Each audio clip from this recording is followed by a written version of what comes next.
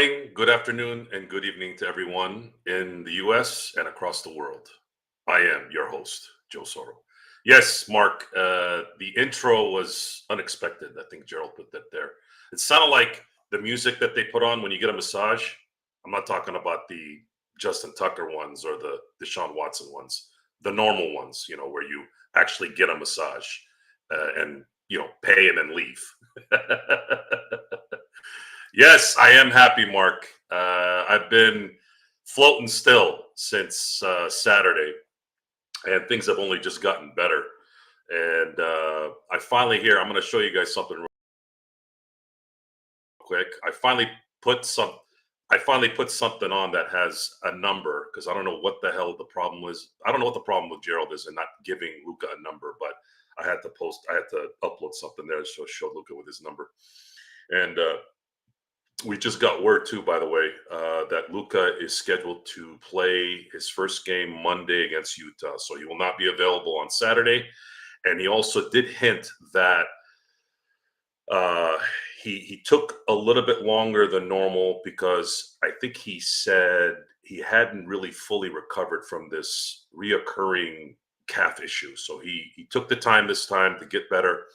And it makes sense because Markeith Morris had said in an interview recently that Luca has a tendency to play hurt, and playing with a hurt calf has got to be one of the hardest things to do, especially if you're playing in the NBA because you're pivoting off that thing, you're moving around, especially the way Luca moves around. I can only imagine how much strain that had been. So I'm glad it's looking like it's healed, and he waited long enough to do it. So Luca slated to show his first game as a Laker Monday against Utah. So Lakers are gonna have to hold the fort here tonight, as well as on Saturday against Indiana. NBA gets a little bit of a negative there on that because they did make it a nationally televised game, but you still have LeBron James, by the way, so it shouldn't hurt too much. Let's see, Blue Magic. You ever been to an Oriental massage? No, actually, I'm gonna be honest, guys. I have a paranoia about being enclosed with anyone I don't know. It doesn't matter if it's at a massage or uh, or if I'm at a an event where I'm giving away candy. I don't trust people. I don't trust men, women, children, nothing. I try my best to stay away from anywhere where I'm by myself with one person in an enclosed area. And I'll tell you guys a story, and I'll keep it short. I gave a young lady a ride home, and when I say young lady, I'm talking about a lady in her 20s. This was about 10 years ago. I was at a networking meeting, and apparently half the people there took the bus. This is in North Hollywood, by the way, and a lot of people lived, I guess, like 30, 40 minutes away. Ended up finding out that a lot of these people took like 2, 3 hour bus rides just to get there. So I kind of felt bad. So anybody who needed a ride, I gave an old man a ride home, and I gave this young lady a ride home. She was in her 20s. Again, it wasn't like a 13-year-old, it was a grown woman, just young lady. So I, of course, had to drop off the old man first, and then it was just her and I. And when I was driving her home, I'm going in the path of where I was going. I was living in Temecula at the time, and she was living more south of LA. You could tell she was uncomfortable, and I didn't like it.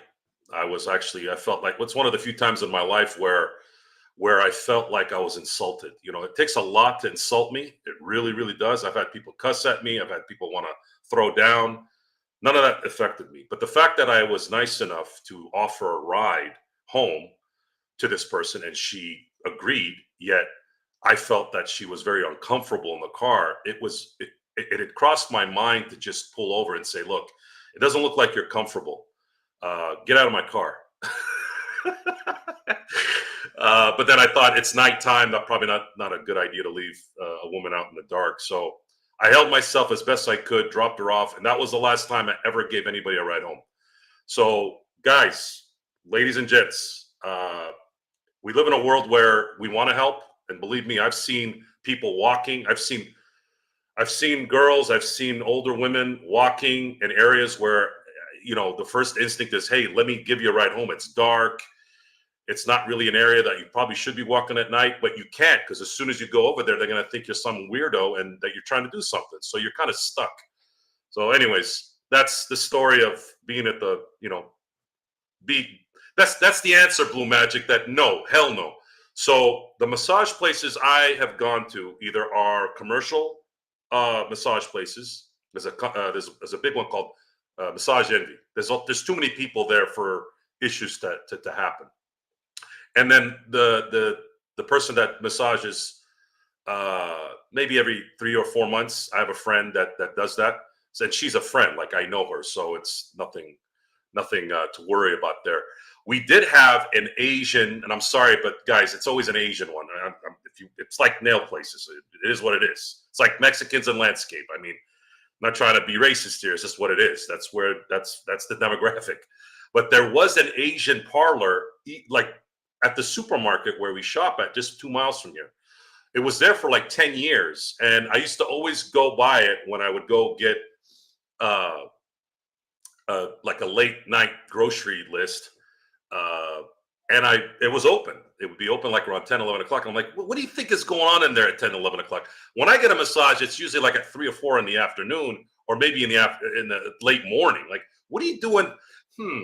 Let me get a massage at 11 o'clock. So yeah, it was there as long as it could be. And then of course now it's gone. So yeah, so that's the story of the massage parlor. Kurt Fair, I know I see people in the rain. I want to drop. Yeah, Kurt, it's tough. It's a tough one. If I saw a child, I probably wouldn't. Well, children don't usually walk late at night by themselves. Of course, that's likely something's wrong. But if that were to happen, then I'd be calling 911 and say, hey, there's a young kid here that's walking in the dark. I just want to let you guys know I'm going to take him home, kind of do that whole thing. Guys, ladies and gents, you got to make sure you back yourself up. We live in a crazy world. You don't want people to misinterpret what you're doing. That's my life lesson for the day. We're going to get back to basketball here. So Stone's going to be here any minute. Matter of fact, he just got home from a long work day. I'm trying to let him settle in, but he'll be here shortly, probably within the next 5 to 6 minutes.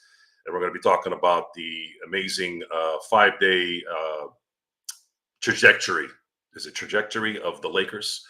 That's the first word that popped in my head, and we're gonna have some fun discussing the details and what he thinks about the newly acquired center that could help the Lakers. And I found out a little bit more information about Mark Williams, so we'll be able to, good and bad, at least from what we're hearing. So we'll be able to delve into that a little bit. Good day, Joe. Good day, John. New chapter. Yeah, absolutely. Yeah, new chapter is definitely a good term to put here. I mean, Rob Pelinka might have put himself in a category that very few GMs / player personnel executives have put himself in. If Luka wins a championship, just one, it solidifies this greatly. And with some luck, maybe we get lucky and get it this year. But I feel very comfortable that even if they don't get it this year, I think there's a very, very good chance that they'll get it next year. But I would like to get ahead of schedule here. I think it's wide open in the NBA, to be honest with you. So if this thing can click, then we're going to be enjoying Laker basketball for a very, very long time. Yeah, Logan, I do. I said this with AD. Especially after 2020, like I didn't get a chance to really go in on AD all the way until after they won that first title. And I thought for sure after the performance he had, man, that game 6, guys, still the best. I mean, there's been great defensive players that I've watched: Hakeem Olajuwon, Gary Payton, David Robinson, Ron Artest, but that performance in the first half by Anthony Davis was ridiculous. It was absolutely just crushing on a burnt out Miami team, of course, because it was a battle of attrition at that point, and it just looked like that AD and that whole defensive scheme that in Game 6, especially in the first half, was too overwhelming, and it was a perfect way to close that thing out and win the title. And I thought for sure, I said that was going to likely catapult AD into a whole new category where he's going to probably win an MVP, definitely a Defensive Player of the Year award. And then he got jobbed out of that one that year. He had won that thing in December in my book, and he continued to play well throughout all that stuff. And the fact that he wasn't even close in the voting was a travesty. And all those people who voted for Giannis that year, no disrespect to Giannis, but AD was the best defensive player that year, and it's unfortunate it was never able to win one as a Laker.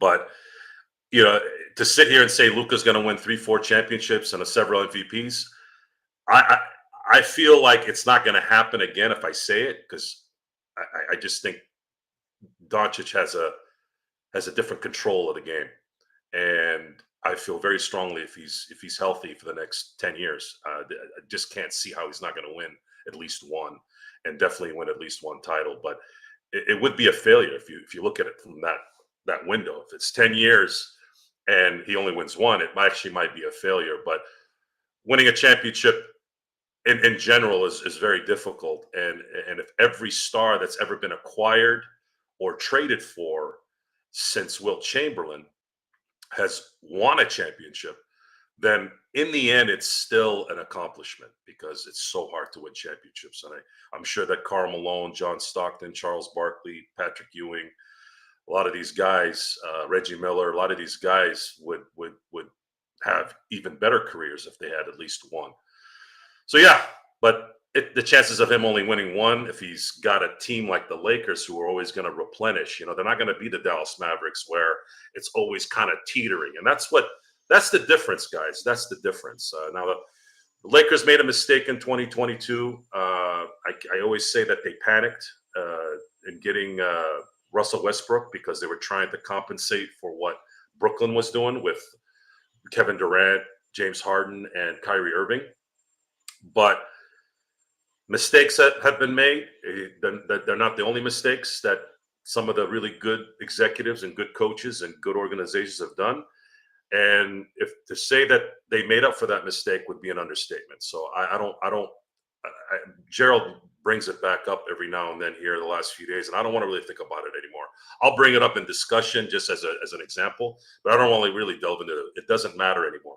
Now the Luka Doncic era has begun. I'm going to be patient in saying, is it the Luka LeBron era? That's going to take a title for it to be a Luka LeBron era. And if that, let's say, happens this year, you can officially say the Luka LeBron era, because I'm feeling pretty confident that LeBron might actually extend his contract if that is the case. So yeah, it's a lot to think about, lot to talk about. Very, very excited to just see how it develops, and hope that it turns out to be good for everybody. Let's see here. Let's see. Where are we? We got some new people here. Let me see if I can say hello. All right. LeBron to Kobe LA. Let's see. Hold on one second. Thank you for being here. Please like and subscribe. We've been getting a lot of activity here the last few days, and we're very appreciative of it. So LeBron to Kobe LA. Do you think we need a center with Williams, Hayes, Koloko, Jameson as our rotation? Two of them are two ways, which means they have to sign them to play in the playoffs, Williams and Hayes. I don't think they need another center. The Rui can sometimes play the 5. Even LeBron sometimes can play the 5 in certain matchups. I think Hayes is going to be enhanced with Luka, guys. Hayes was not playing very well up until the last few games. And that might have been because he maybe had a different role. The scheme was different because AD wasn't playing. I don't know yet. I'm going to have to see a little bit more of that.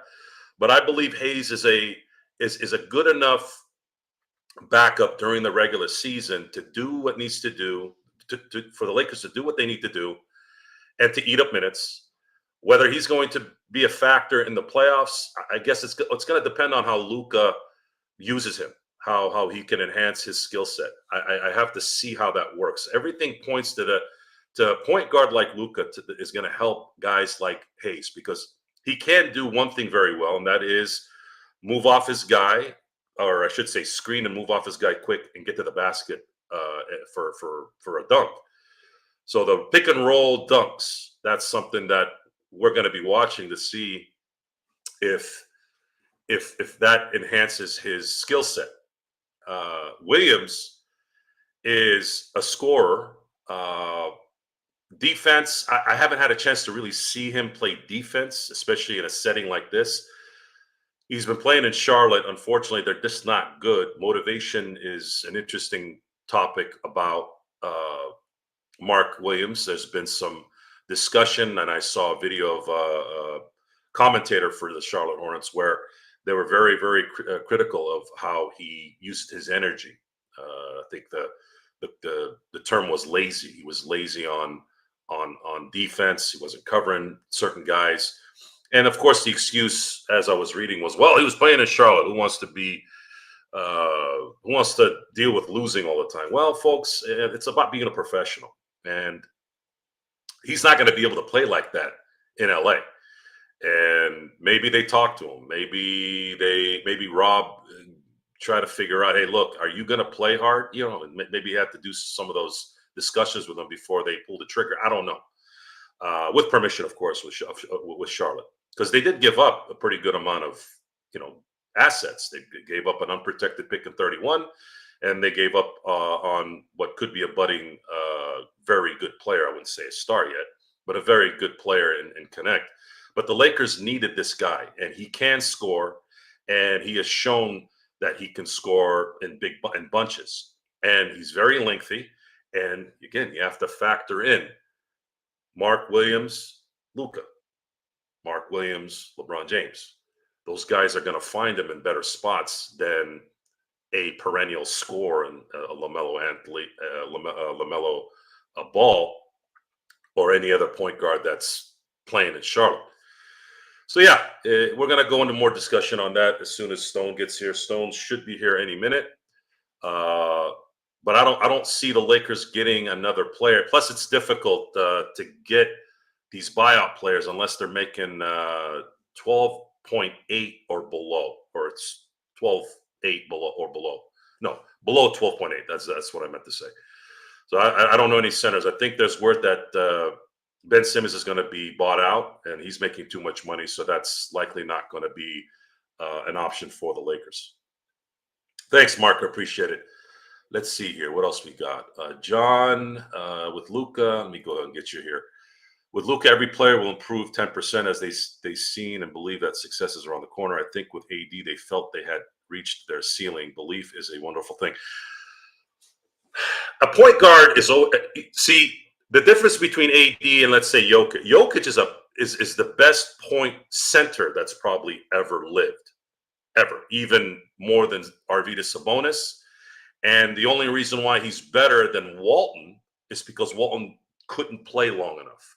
If Walton had had a 15-year career and he was healthy and he was playing 75 games a year, I don't think anybody would have passed Walton. Walton was beyond next level in terms of the knowledge of the game, the execution of the game. And man, if you want to talk about a team player, I mean, you can't get past Bill Walton in terms of more of a team player.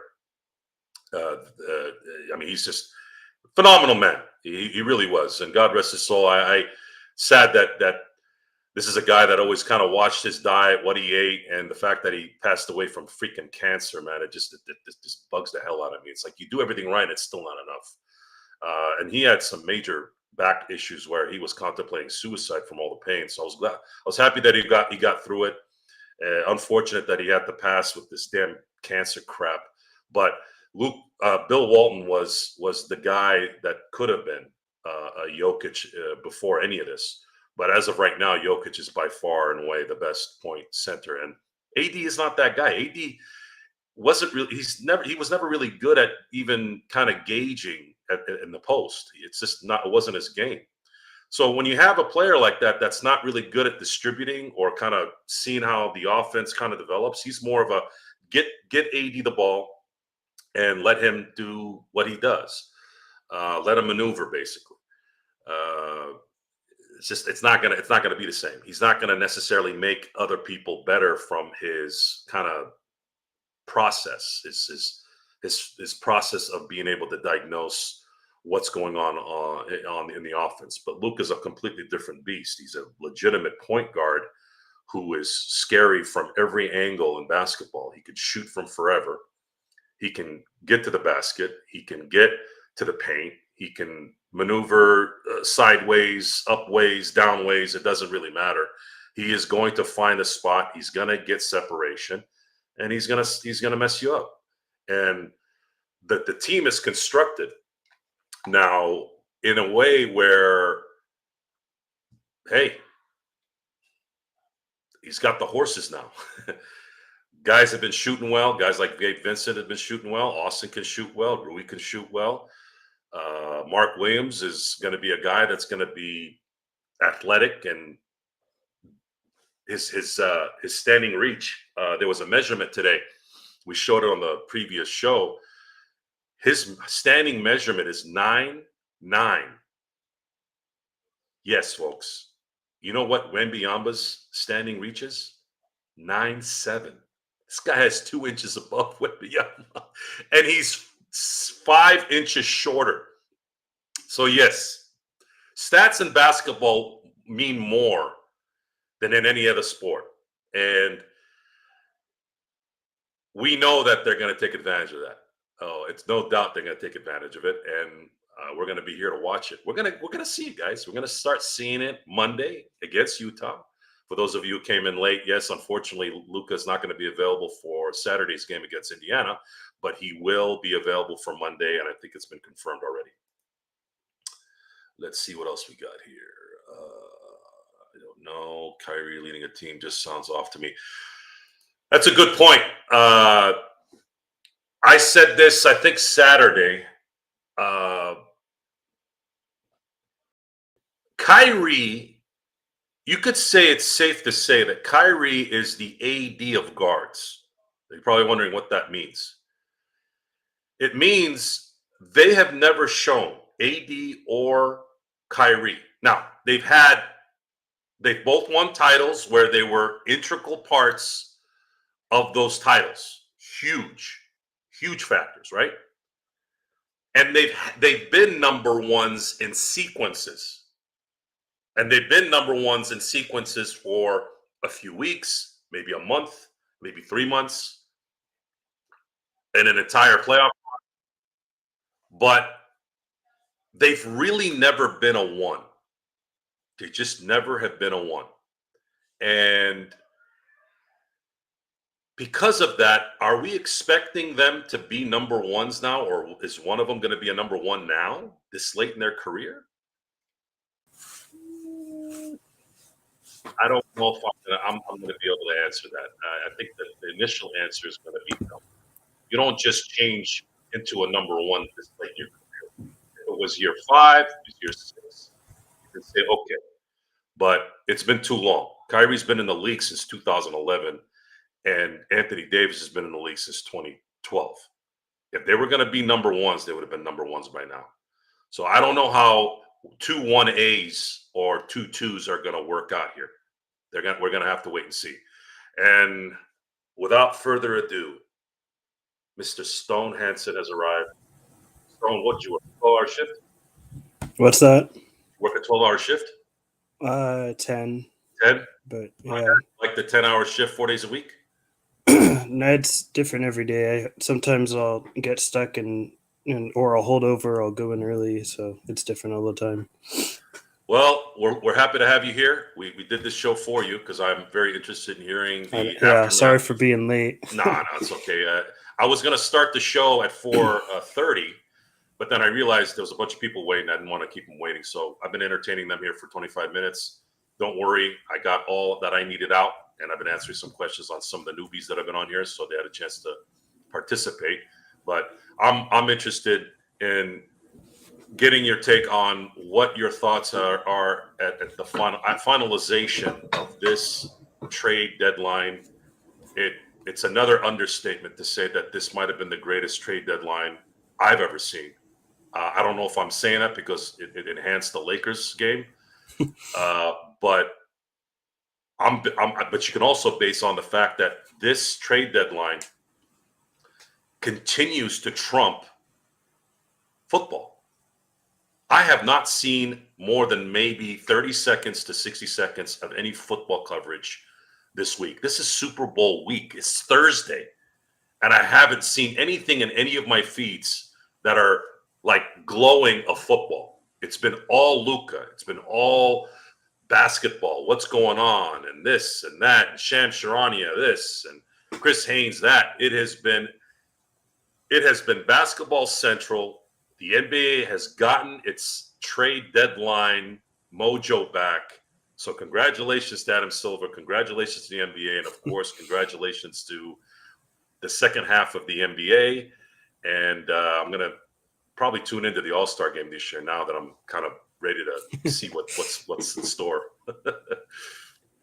Yeah, I'm not going to be doing that because the All Star game is just so pathetic nowadays. And I don't think I've watched in 5 years or so. But I'm pumped about this team. The deadline was crazy. I'm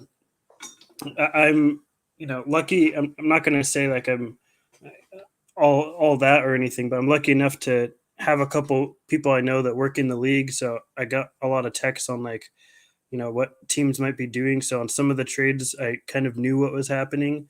I kind of got like the curtain pulled back a little bit, and some of these deals are some of the deals that didn't happen are almost even crazier. People were talking to everyone, and it's just a wild deadline, something I don't think I've ever seen before. Since I've been a part of this circle of people that are involved in basketball, and I think we're going to be in for some more moves come summertime because I don't think everyone quite finished their objectives at this deadline. So it'll be interesting. There's big moves all the way around. And obviously, you're going to get salary dumps on Thursdays, or the day of the deadline, as is every deadline. There's some mid tier moves, some other big move. Like I'm sure we'll talk about Mark Williams eventually, and then other moves that are not Luca, De'Aaron Fox, or Brandon Ingram type level deals, but they're impactful. This is where you sort of finalize your team for playoff teams that are hoping to go, further. And then for other teams, this is sort of where you can sort of reset and restart your identity moving forward. So this is, apart from the draft, my favorite time of the year in regards to basketball, and I had a lot of fun. It's been a while since we've had fun, Stone. We were looking at the abyss here. Should we have? Let's be honest here. Be honest, okay? How long have you been a Laker fan? My whole life. So we've been Laker fans since we can remember because that's what we came into, right? Were we being inconsiderate and unfair in believing that this was actually gonna go into the abyss? Was it maybe having that 6 year lull was the problem for me? That's the only explanation I can give. But should we have still done that after all the Lakers have done in our life? I I think it was very reasonable to expect that this, I'm talking pre Luca, that this was not going to end well, with LeBron and AD. Not that it wasn't going to end well, but we just had no real direction, and we were prolonging the inevitable. As I've been saying for years, it's the inevitable will happen where LeBron and AD were just not going to be enough to carry this team anymore. And from my perspective, that had already come to fruition. Um, but it was reasonable to expect that that was going to happen because this front office, prior to this week, had given us nothing to a sample size to believe anything else. And I think it's still reasonable despite these moves, because it's the most unforeseen and biggest trade in NBA history with Luca. This is not something. There's no precedent for it. So to have expected that ending with LeBron and AD, and starting over completely, I think is reasonable because this sort of thing just doesn't happen. none of us could have expected what happened with Luka. So to expect a rebuild post LeBron, I think was the most logical explanation anybody could have had. So yeah, I stand by that, and I stand by the fact that it wasn't going to work out had we kept going that direction.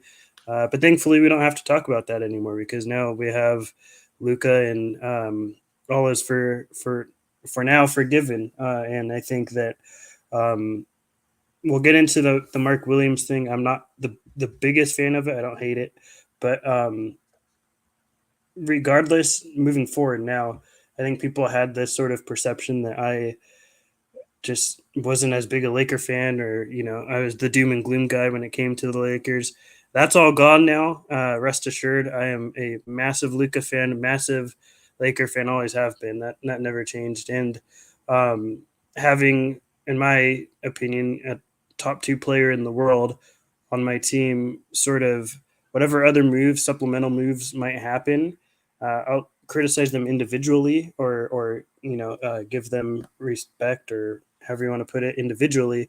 But since we have a top two player that is got hopefully like a decade left and is not on the brink of retirement, and we are now reset. Whatever supplemental moves I may or may not like does not change the fact that I believe the Lakers are now in a much better position for contention than I had previously thought with LeBron and AD. So just to put it in perspective of when I do talk eventually about this Mark Williams thing or any other deal that I may not love, that I still believe the Lakers have a shot at contention because we have Luka now. So, I'll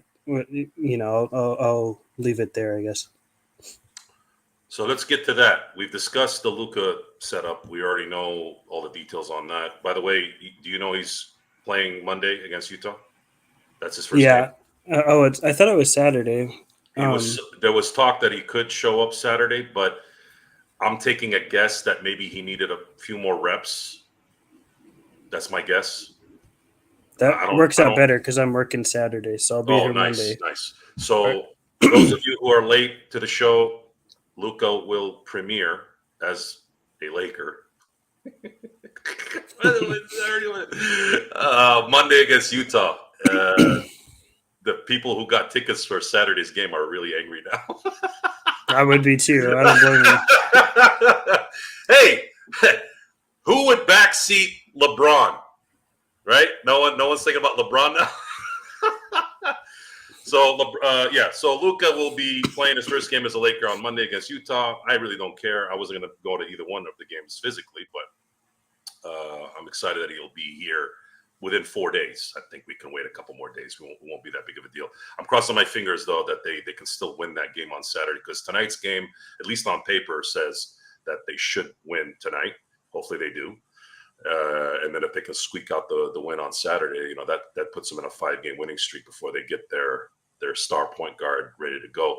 So very excited about that. Now, Mark Williams, I know that you've kind of already stated that you're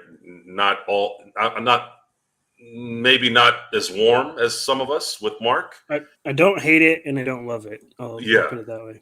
Now, and that's easy to say. There's been some negatives that we've found out about Mark since his motor, but I kind of knew that right out of the gate. But when his motor is on, it's quite good.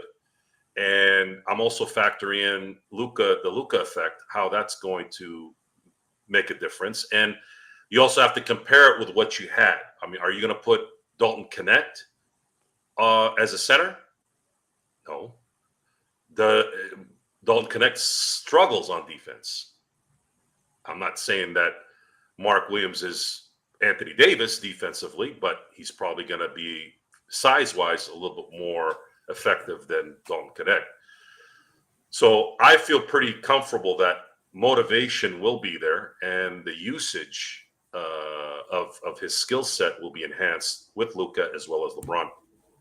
And health-wise, I can't tell you enough. I used previous acquisitions from even the Kobe era, where Trevor Ariza was traded to the Lakers early in early 2007, 2008. and there was issues with him in terms of his effectiveness and maybe health. We all saw what happened with that. And then the other one was Pau Gasol. A lot of talk of, is he too soft? He hasn't won playoff games. He had gone to 3 playoff games at that point and went 0 for 12. And you saw again the results once those guys got on the court. So tell us. Let's do this. Tell us why the not happy and then the happy middle. Like, tell us the middle. Tell us the lower end of the middle on Mark Williams, and then we'll go to the high middle. Yeah. So the biggest issue I have, and it's not even health related. That seems to be the biggest issue for a lot of people. I care much less about injuries than the vast majority of people until it becomes a chronic issue. Nothing Mark has had thus far has indicated that this is a chronic type issue. He's had a foot issue, he had a nose issue, he had a back issue. None of these things are connected. So that's not really my biggest concern here. My biggest concern is you have Luca for who knows how much longer you have LeBron, and you have obviously Reeves, and we'll get into it. I think he's going to start, but I have listened to the podcast. I think I forget, one or two of you might have thought he's coming off the bench. I think that's probably the best route, but I think he starts. But that said, you got 3 guys that are really rough defensively, at least at the very least 2, and the 2 guys for sure with LeBron and Luca are going to be playing your heaviest minutes. They're going to be on the court the most, that are pretty rough defensively. I think Luka's better than what most people think, but he's still not. He's below average, I would say. He's not terrible, but I would say he's below average. But Mark Williams is at this point in time a poor defender, in my opinion, and I think that people see the 1.5 blocks and will disagree with that per game.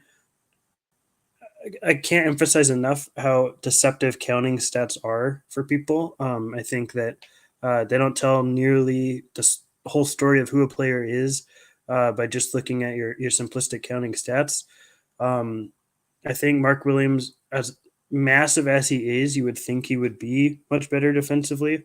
This is a guy with a 9.9 reach. I think I could be mistaken, unless Mo Bamba's still in the league. He's the longest standing reach of any player in the NBA currently, even more than Wemby. So he's a massive dude, 7'2", massive wingspan, uber athletic, but defensively the awareness is pretty poor. It's not Mo Bamba levels, which we had seen in the past, but it is not good.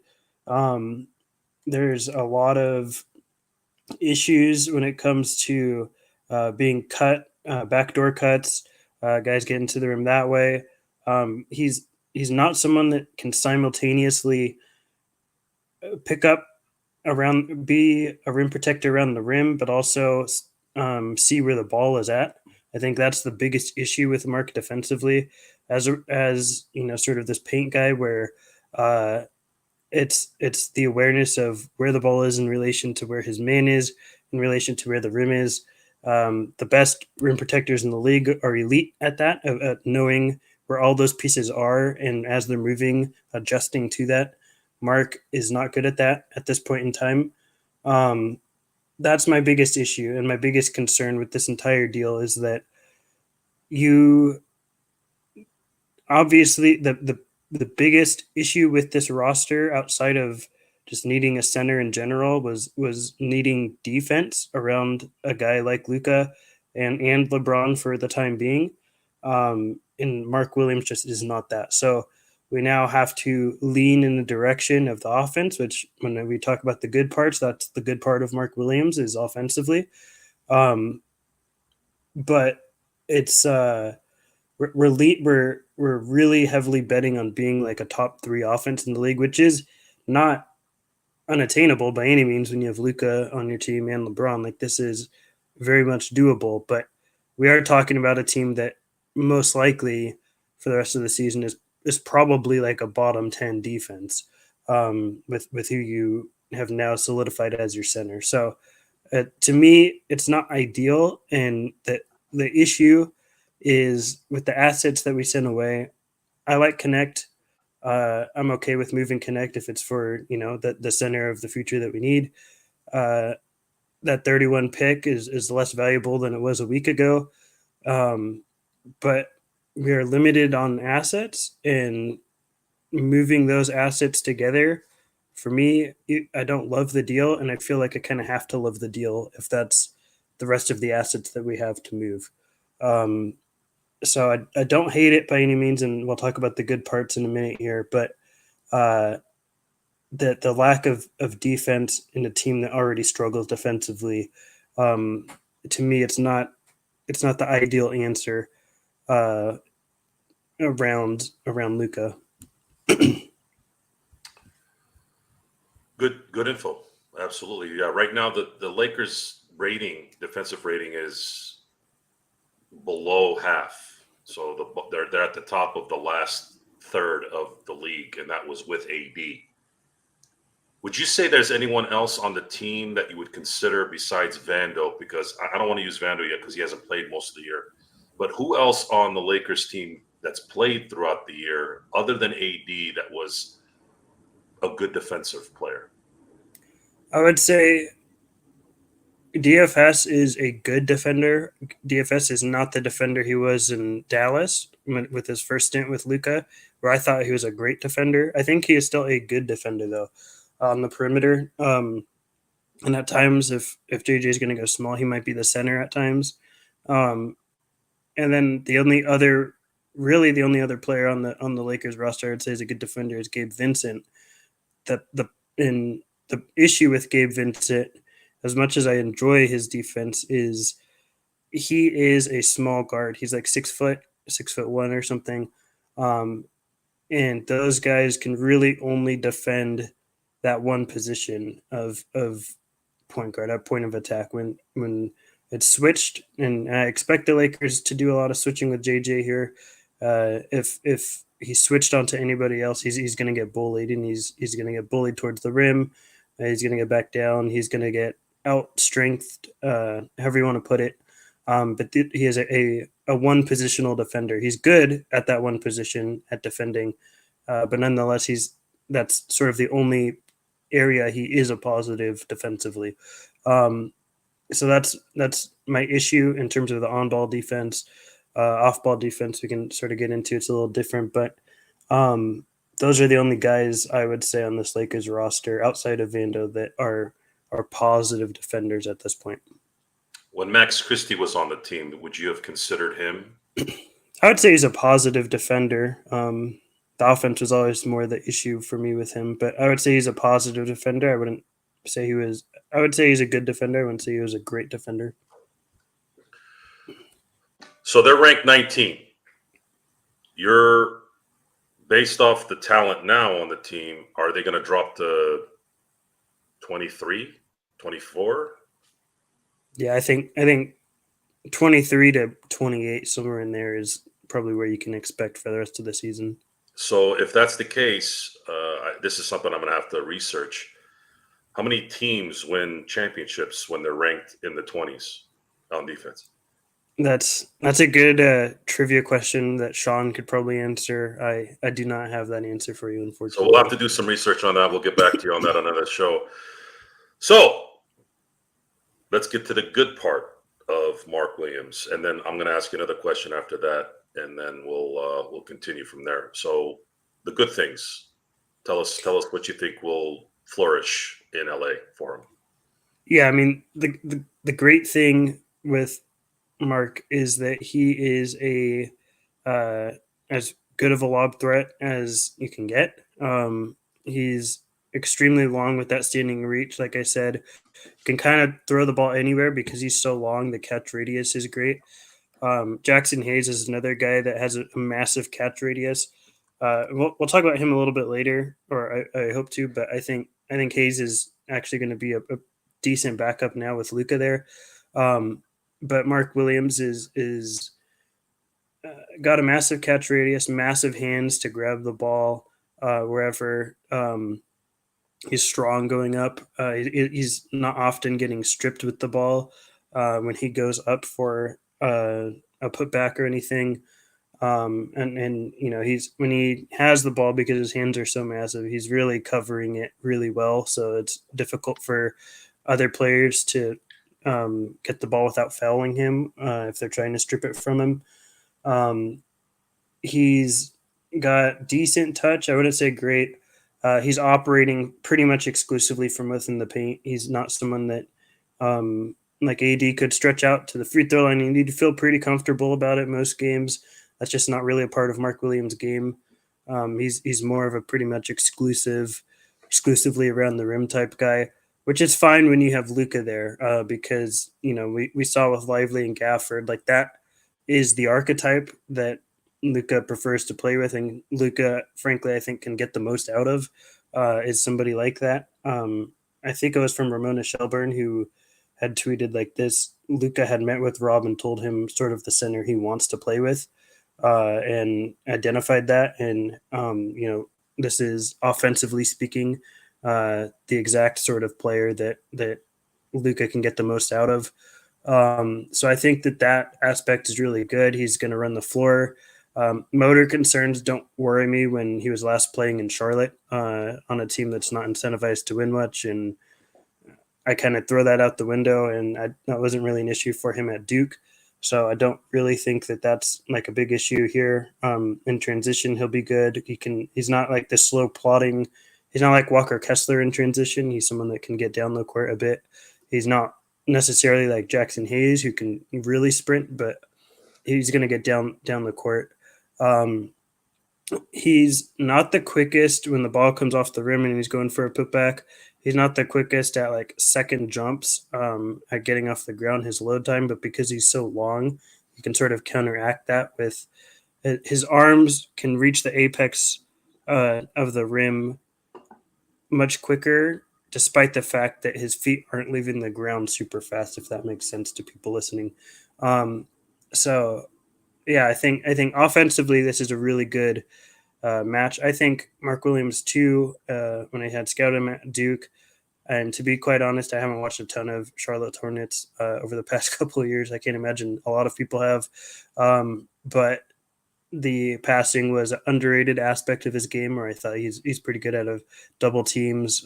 He doesn't force a lot when he's pressured. So that's sort of the sell with him offensively. And the other aspect, apart from just the offensive mark in this whole deal, is I do like that Rob targeted youth.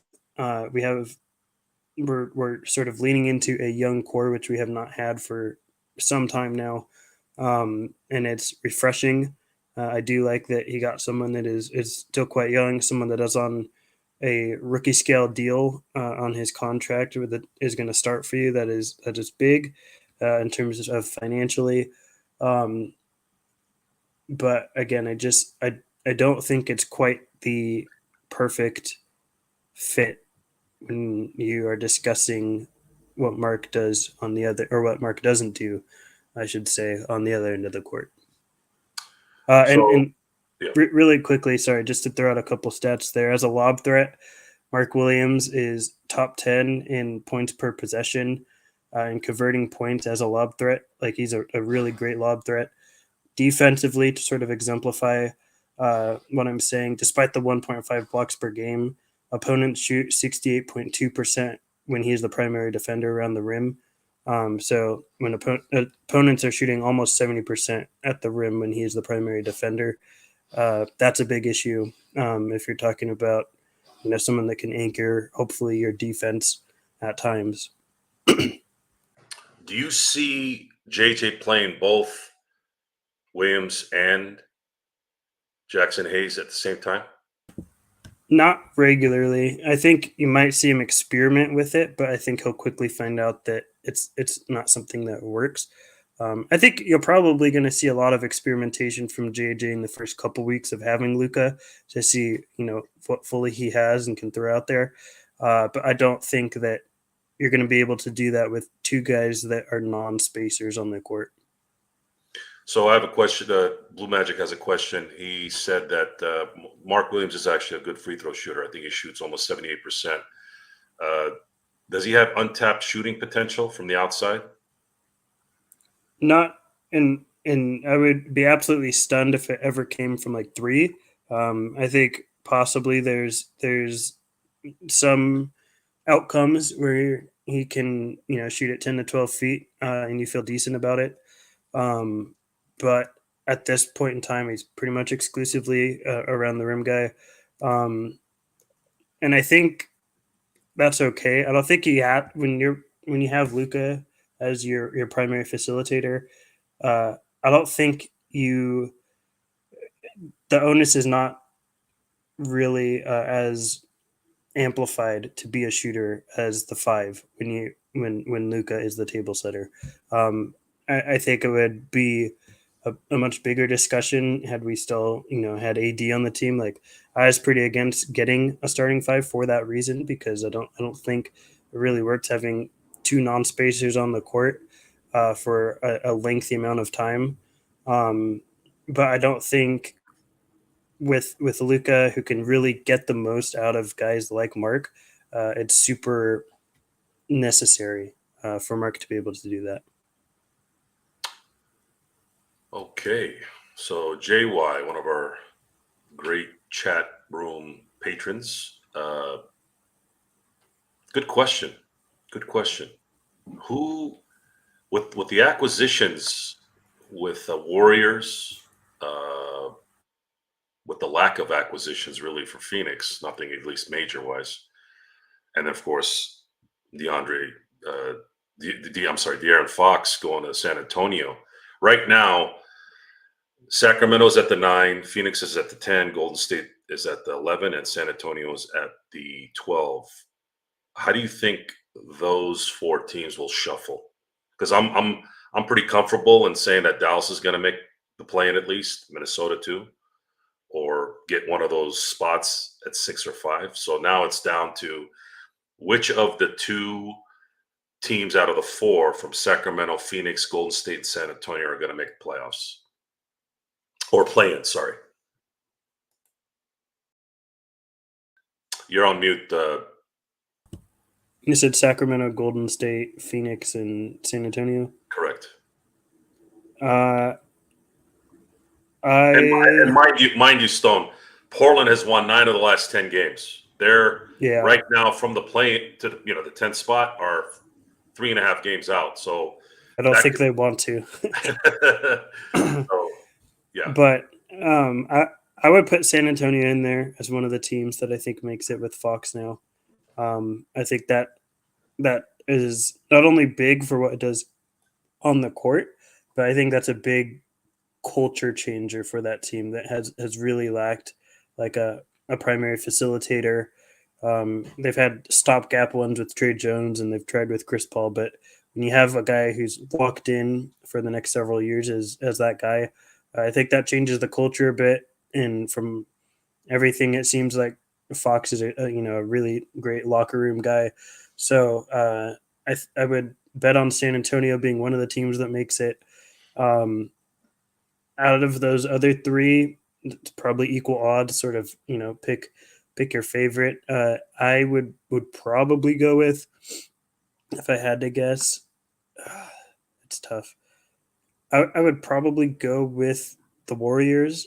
At this point in time, it seems like uh, they are more that they're more positioned to win than the Suns. It seems like the Suns culture, speaking of, is going to sort of be destroyed the second half after all these KD rumors.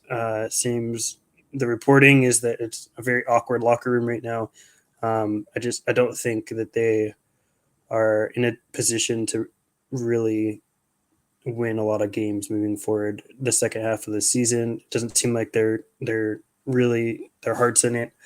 So I'm going to go with San Antonio and Golden State moving forward. Yeah. Well, I could see that playing out that way. I think it's a little easy to say those things. Maybe things can change, but I'm with you on that. The I get. I'm trying to think. Okay, so someone YYC looked at some stats from 2001. The Lakers' defensive rating that year was 21. I'm glad he picked the '01 team because the '01 team is the most dominant team I've ever seen. Uh, in with the '96 Bulls, of course. So it's a different game. I don't know if that's a rating that works now with the way the game is now. But do you really see a team that's focused on defense? What's a good Western would it be Houston? OKC. OKC? Do they will they have enough energy to deal with the offensive juggernaut that this will likely be to play that stout defense? Yeah, and yes, if it's OKC, because OKC is so deep with defenders that they're the exception, but you almost they are the exception because they're the best defensive team in the West, and they have so many. I mean, you have Dort, Caruso, SGA, J Dub, Kassan Wallace, all those guys that I just listed right now are all defensive caliber defenders. Like these are top tier defenders, and that's just their guards. That we're not talking about Chet or Hartenstein that are absolutely great in the paint. Um, but despite the fact that they are the exception, you almost have to look at them as this is who you have to beat because you expect them to get to the Western Conference Finals. You might hope that that you don't have to match up against them and somebody else knocks them out, and you eliminate that source of stress. But ultimately, if you're expecting them to get to the Western Conference Finals, at some point you're gonna have to play them, and uh, that's who you're going to want to have to beat. So I think because they're so deep with talent, they are a team that can hang with the Lakers offensively and really um, cause issues. At the same time, I think the Lakers offensively can be just a massive juggernaut. It's going to take some time. I don't think this Lakers team are going to consistently be one of the best offensive teams for 48 minutes for the first couple weeks, at least consistently. You have some chemistry you have to work through. I mean, Luca's never played with a guy that plays like him, like LeBron. Um, you're going to have, I mean, Mark Williams has never played with a guy like Luca or LeBron. I mean, LaMelo's heliocentric to a certain degree, but LeBron and Luca are sort of on a different level of heliocentrism. Um, so there's going to be some things to work out on the court, and it might take a couple weeks. But by the time the playoffs come around, I would expect that the Lakers are a top tier offense. Um, as far as like if we were to talk about contention or anything, uh, I don't think we're in the. I don't think we're like top tier of contenders when it comes to like the Celtics or the Thunder or maybe the Cavs. But I do think we are sort of we have a shot, and I don't think that shot existed a week ago. I think now that we have Luca and legitimate starting center um, to go alongside him, I think this team has, I would say maybe like a 10% chance to win the championship, which from my perspective was 0% a week ago. So uh, that is already a big bonus. But I think to really be in the best position and be with those top tier teams that I just listed, it's going to take more moves come the summertime to really get into that echelon of contention. So I was looking at the defensive ratings. Oklahoma City's number one, Clippers were number two, and I was watching Jeff Van Gundy on the sidelines. I hadn't seen him that riled and confused in a few years. I had seen Jeff Van Gundy for a while, just on TV. I don't get a chance to watch a lot of Clipper games just because I'm focused on Laker games, and I've been lacking in NBA watching lately too because I've Dodgers and football and all that stuff. So I am going to try to catch up a little bit here the last half of the year. But looking at how the Lakers performed without Luca, without AD in that Clipper game, I don't know. I felt something. They did it in New York, right? And I even gave an olive branch a little bit too, and I don't even know if that's the right term, but I gave a little leeway. That's the right word. Leeway in that maybe the Knicks came into that game kind of thinking they were going to beat the Lakers handedly, and they got punked, right? But then the Lakers played on, it was a pretty good road trip. Ended up coming back, didn't even look like they had been on a road trip, and absolutely laid the wood on the second rated defensive team in the NBA. I didn't even, and not only that, they switched it, they flipped it. They're switching, they're one on one, they're just everything was on point to the point where, other than Powell, I didn't even hardly, I noticed Harden on one play, and then I noticed, I'm not joking, I noticed him on that one play. I think he had an and one. That was it. I don't even remember if it was an and one, actually. He just got fouled. And then two instances with Kawhi where he scored, and that was it. I don't have a memory of anything else between those two guys. They dominate them the entire way. They won every quarter, and then the one quarter that didn't win was a tie. So what brought that on? Is it the fact that things are clicking? Because they played the way they played in New York before Luca. So you can't just say they were excited because Luca's coming. I'm not going to say that. Is it the chemistry now and the time they've had to come in, and the fact that the injury riddled players like Gabe Vincent, like Vando, are starting now to kind of get into their own, and there's a chemistry and there's a fluidity there where people know what they want, and maybe the fact that they didn't have AD maybe clogging the lane helped them kind of move around a little bit more. I don't know. I'm kind of curious on what your thoughts on that is. Yeah, I mean, I think uh, that's part of it is they're moving more because you had two guys that were the highest usage guys, and you're still going to have that. I mean, even more so to a degree now with Luca, but it moved around a lot. But AD is not the passer Luca is, obviously. Um, I think sometimes, a lot of time, or not a lot, I shouldn't say, but you see a good amount of times like there's teams go out with their best player goes out, and it's almost like they are incentivized to play better and prove to the other team like we can still beat you. That sort of mindset. The Lakers had been rolling. We had seen this the past few years. They'll have these hot streaks of, within 10 games going 8-2 or something, and looking real good. I just never had bought it previously because I didn't, in the end, I sort of always knew how it was going to end for the entire season. Um, but I almost feel like previously, uh, I guess you can say like BC before, or BL before Luca, before the Luca era. You can sort of throw all that out because we just don't know. This is a new team, in my opinion. This is a brand new team. Um, Nobody didn't swap the entire team out, but the entire team now revolves around Luca, which is a much different outlook and player than who AD was.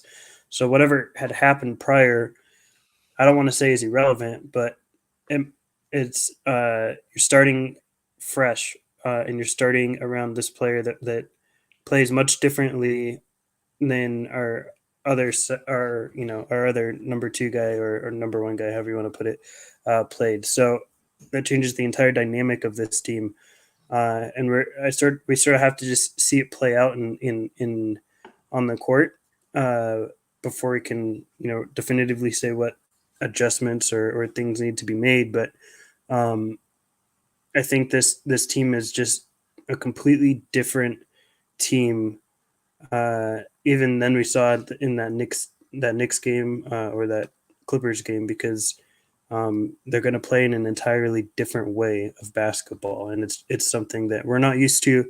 A lot of the guys on our team are probably not used to, and we're just going to really have to see how it all pans out. This might hurt. Are you ready for this question? It's gonna Yeah, hurt I'm both of ready. us. It's gonna hurt both of us. Were we wrong on Max Christie? I am not ready to say that. I'm not ready to say that. I'm not ready to say I was right. I'm not ready to say that either. Uh, but a couple months of good basketball is not enough to override a couple years of bad basketball for me. I gotta see a larger sample size of this Max Christie. I hope I was wrong.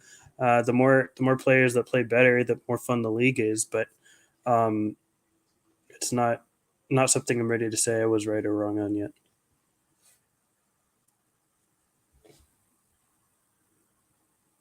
I think you might be muted. No, I was listening to Oh, an outside source. sources so, saying so we haven't confirmed yet if we are in the negative with Max Christie. jury's still out. Okay, jury's still out. All right, that sounds a little bit better. The game on. I'm trying to. Do we want to talk about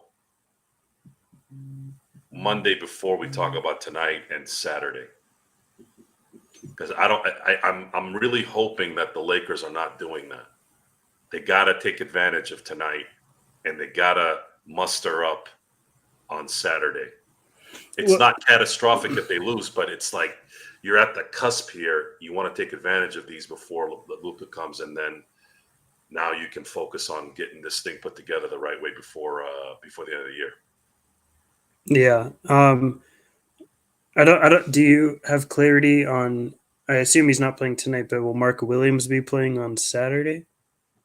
I have heard more that he will be available Saturday than not, Okay. but there's no confirmation. Yeah. I think we'll probably find out either tonight or early tomorrow. Yeah. And they What do you think? play. You think it would matter? You think it would matter to have Mark in that game on Saturday? Uh, yes, because I think not for defensive purposes as exemplified, but I think um, like Jackson Hayes is going to have a much tougher time finishing in the paint against Miles Turner than Mark Williams will. Mm-hmm. So I do think it changes things a bit. Um, if they have Mark, I would favor them. If they don't have Mark, I would still favor them, just not to the same degree. Okay, so then why did he not struggle against Zubac? Matter of fact, Zubac was getting frustrated the whole game against the Clippers. I guess what I'm trying to get to here, Stone, is I'm trying to get to something happened the last couple games that I hadn't seen all year. There's a defensive tenacity that I saw in the last two games that I hadn't seen all year. Something is clicking. Is it just a fluke 2-game run? Didn't look like it. This looked like somebody that knew what they were doing.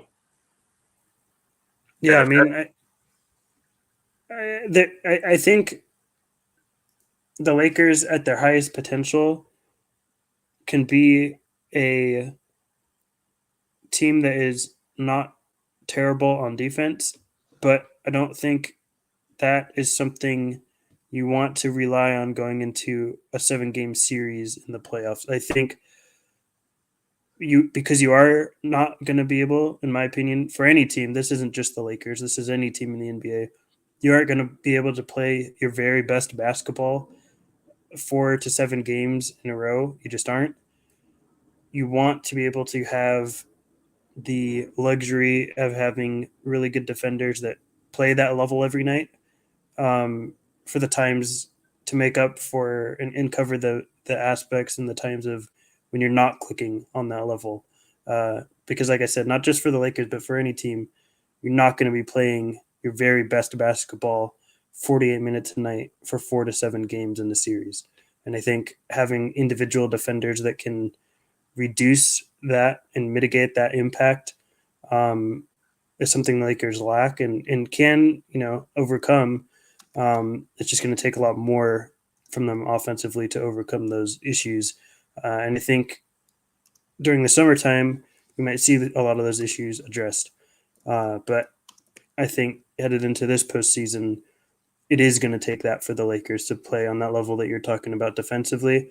Um, but to answer your question, I don't think that's something they can continuously do night in and night out when you're playing that level of defense because it takes a lot out of you.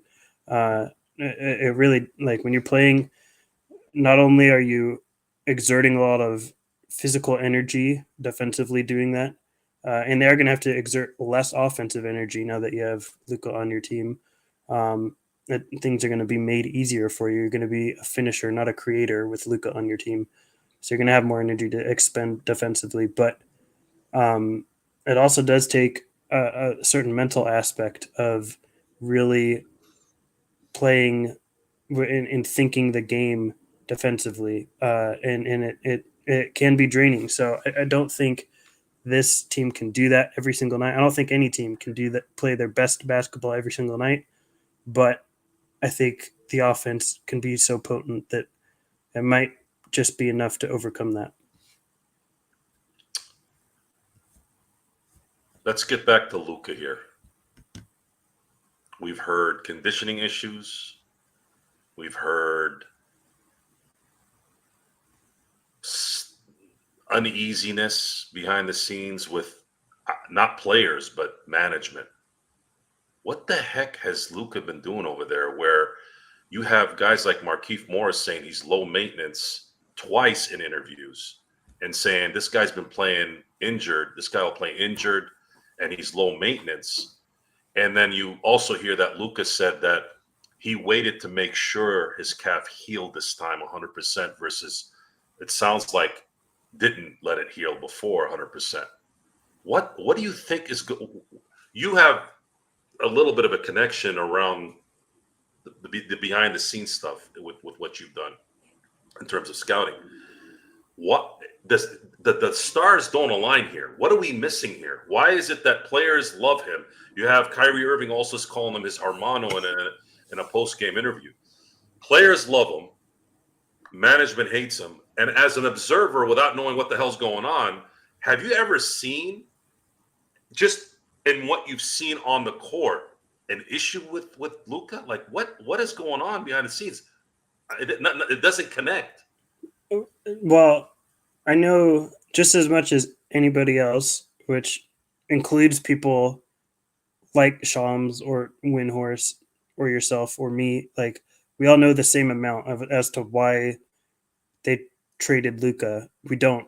Nobody know like this. It remains the NBA's biggest mystery, and it probably will till the end of time unless something drastic comes out. But uh, I have no idea what issues they had on the court. Luca, since I had started watching him at 16 years old, like, this is a player that greatly cares about winning to the degree he'll be on the verge of almost tears, and he'll rip his jersey. He'll throw the ball into the stands. He cares so much about winning that a lot of emotion comes out.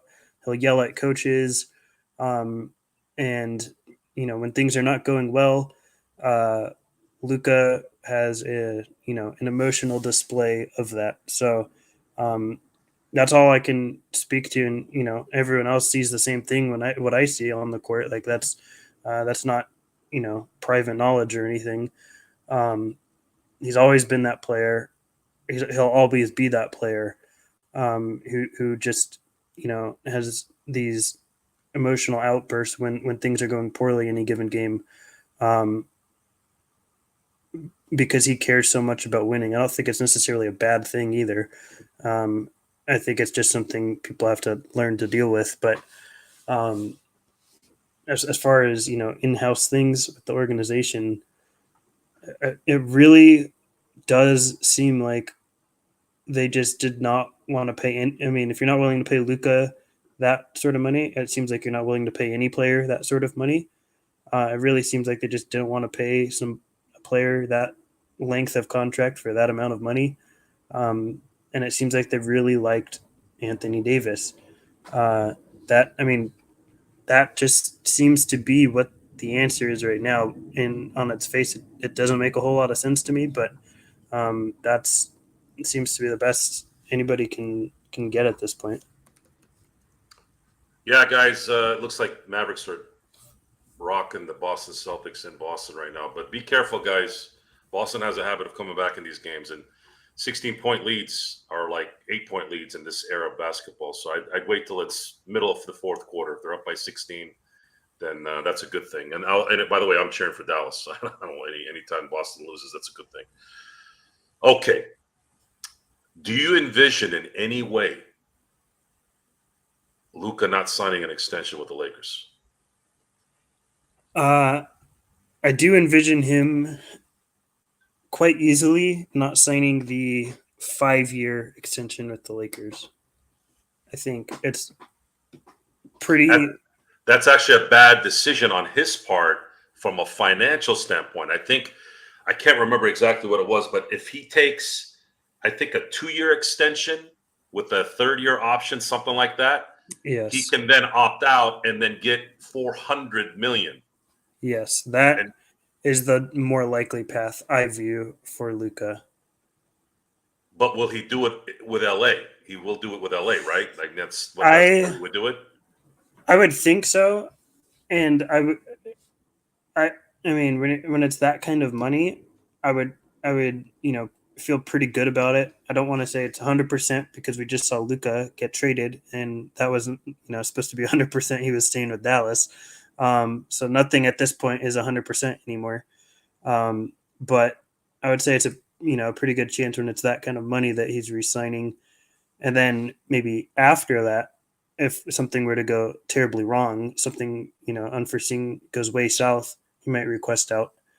Hopefully that doesn't happen. Knock on wood, that's never the case, and we have Luca for many, many, many years.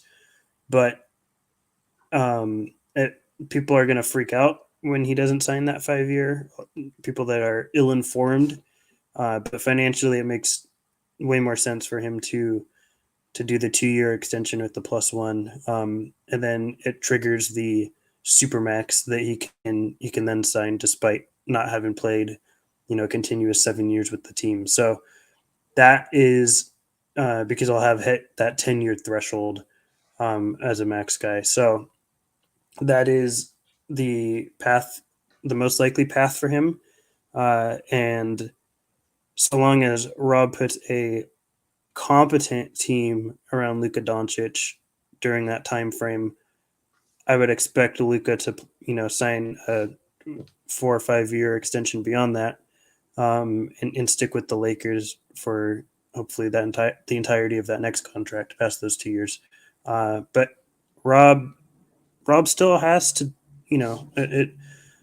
do not take things for granted is what I'm trying to say. Do not, as much as I think that will happen, and as much as we all want that to happen, um, nothing is a guarantee, as we just saw with that trade. So do not take Luka for granted. Put the best team around him.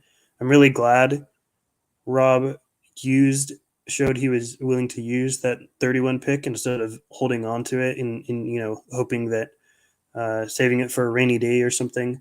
But I'm glad he's willing to show that he's willing to expend these assets around Luca and get him what he views as the best possible team around him.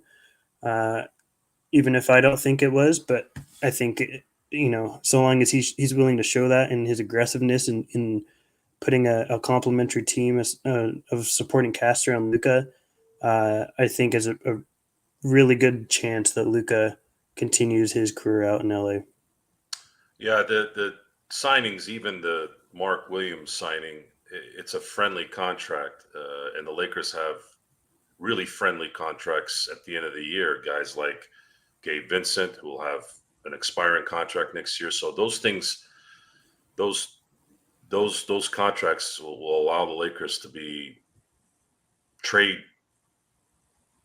happy if they have to during the summer, if they feel like they need to enhance positions or they don't do what they need to do this year. Uh, I'm puzzled at this. I'm puzzled with this a little bit. Why would Dallas, even if it's true, why would they do this? Why would they smear Luca the way they did?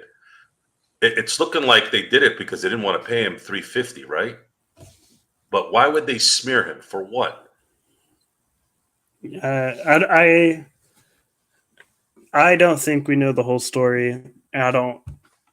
Anything I would throw out there would be pure speculation, and I think really nobody knows the full story unless you are the in the front office of the Dallas Mavericks. Those seem in out of those people, really only seems like a select few actually know like the real reason of whatever happened. So um, we might never know. We might never know. And to be honest, unless it becomes an issue for the Lakers on our side of things, I don't really care because we have Luca.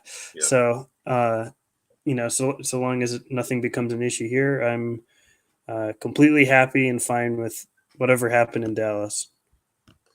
So JY has a question for you, Stone. How far away are the Lakers from getting out of the LeBron business with the addition of Luca? That's, I mean, that's another. It seems like really only LeBron, maybe his family know that answer. I don't know. I before this deal, I thought it was 2026 would be his last season. After this deal, I still lean that direction. I believe 2026 will be his last season.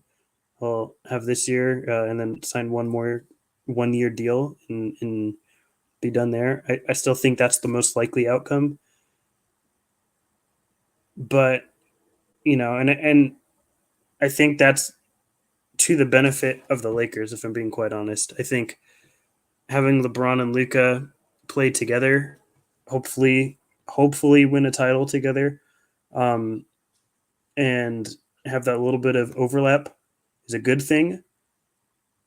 But I think in the long term, in the long run, it's best to use the money LeBron makes on a younger star to put alongside Luca and hopefully build that chemistry over multiple years and Luca to have a legit running mate for a longer timeline than he currently has with LeBron. So I like the overlap, to be honest, for this little bit of time. But if it goes beyond 2026, I won't be as happy. I'll be, I'm ready for the Lakers to get a younger star and use that money that they're using on LeBron on someone else after that year. But we'll see how it goes. I mean, LeBron.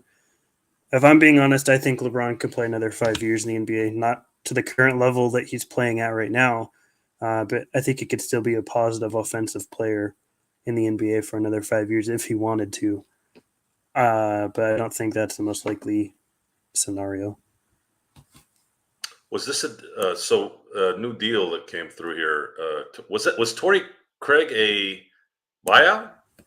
He's he was waived by the Bulls like a week ago, so That's what it he's was. been I a had free agent. okay. Yeah, So he's agreed to a deal with Boston Celtics. totally fine. He's only played 9 games this year, so I don't know. But He's a good lot of luck. people like Torrey Craig from the Pacers or from I think it was the Pacers and a couple other. I think he was on the Suns. Like he's a journeyman. He was a solid rotational player at one point. Um, for people that have watched basketball this year and for a good portion of last year, he is not that same role player. People tend to not adjust their perspective of a player because I think the narrative surrounds the player longer than the talent or the ability of that player. But Torrey Craig is no longer a useful rotational player, so I'm totally okay with the Lakers not getting him. It's not the Lakers have opened up a roster spot. Is there anyone that might be let go that's gonna matter? So the buyout, people get way too excited for the buyout because I don't. most people, I should say, I don't. unfortunately, because it's not. They're getting bought out for a reason, and most of the time it's because they're just not very good.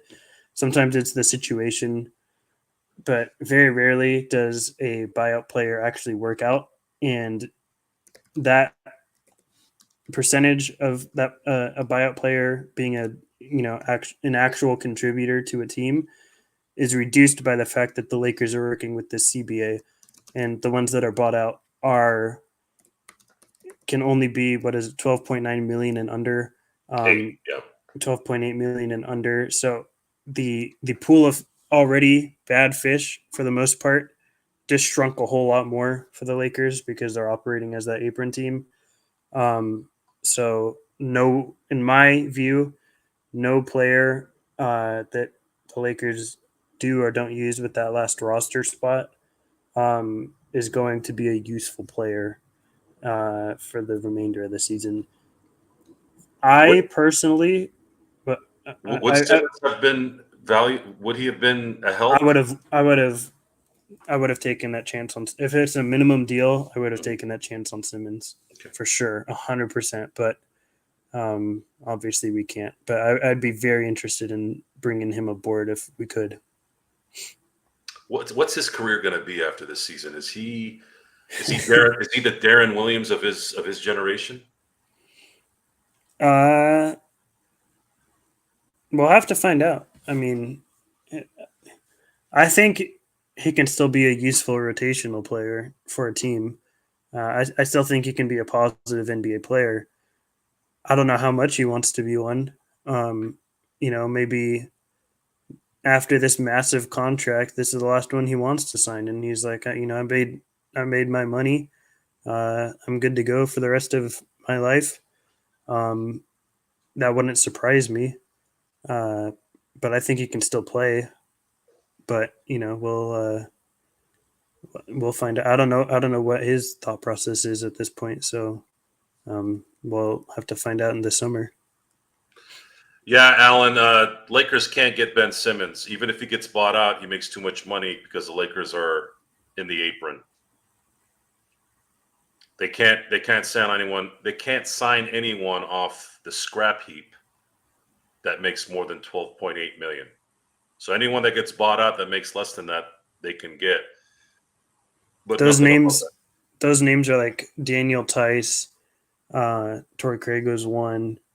Um, Eric Gordon could possibly be one. Like nobody that can give you really any NBA minutes at this point in their career. Uh, so yeah, don't and it's that's not a bad thing. Like just to sign a player, just to sign him. Like it's hoping that player can really help you. Is the Lakers have their 9-man rotation set now? This is for the rest of the regular season at least. Like this is the 9-man rotation they're going out with. And if you want, we can kind of get into like who you think they're actually going to be starting with this team. Um, but I think they have their 9-man rotation set. I think JJ is going to play 9 um, for the regular season at the least. And the Lakers, in my opinion, are best off signing Koloko and or Jameson to a full for the rest of the season deal for the remainder of the season, and then use that third two-way on a number of names rather than get a 35-year-old washed-up guy. I mean, Markieff Morris in 2020 was probably the best buyout I can remember probably the best one I've ever remembered. Yeah, Yeah, yeah, buyouts are like assistant coaches. I don't really have a lot of stock in those. yeah. They're not your saving grace, Yeah, again, the reason why they're available is because they're not available when you need them on the court. or they're From a just bad at basketball at this point right, in their career. yeah, absolutely. So DeAndre Hunter was traded to Cleveland. The question I have for you on that is that enough to get past Boston? Uh, I I think before this trade, they had enough to possibly get past Boston. I wouldn't favor them, but I think that chance existed before this trade. After this trade, I would still give them the same percentage of getting past Boston. I don't think it moves the needle all that much personally. Uh, Hunter's played better defense this year. He's played better offense off the bench this year. And he's been healthy for He's been once. healthy. I don't think Hunter's much of a difference. I don't think DeAndre Hunter on his own leads to winning basketball. Um, Now that he's the fifth option on this team, that is interesting. But uh, I think Karis LeVert is in a they have different skill sets, but is just as valuable a player as DeAndre Hunter for the Cavaliers. That's funny, sports baby. I'm actually. I don't think the NBA can defer like they do in Major League Baseball. Do you know that? Yeah, you No, can. I if there's wish. Yeah, if there's going to be a rule change probably in the next collective bargaining agreement in baseball, that might be at the head of things. I don't think the salary cap will work. The baseball players association is going to say, "You guys want to really lose?" See, here's the difference between baseball and, let's say, the NFL. The NFL. The NFL doesn't need fans. The TV contracts. The NFL is the only league that I know of. It might have changed the last few years, but I know for sure from what I know now, the NFL is the only league that tells the networks what they're going to pay to use the NFL. That's how much power the NFL has. So, yeah, Maybe not. Maybe not after this week. It might be. The NBA might be America's sport after after this trade deadline. I'm just kidding, but um, the NBA's current salary structure, I don't see ever changing to the level of drastic deferrals being available for the NBA. It's always going to be some different rules and stipulations with new CBAs, but the baseline salary cap and salary structure of the NBA, I think, will always exist.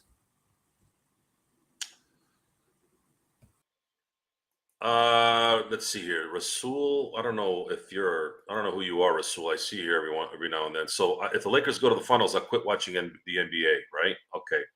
Yeah. I'll see that I'll believe that when I see it.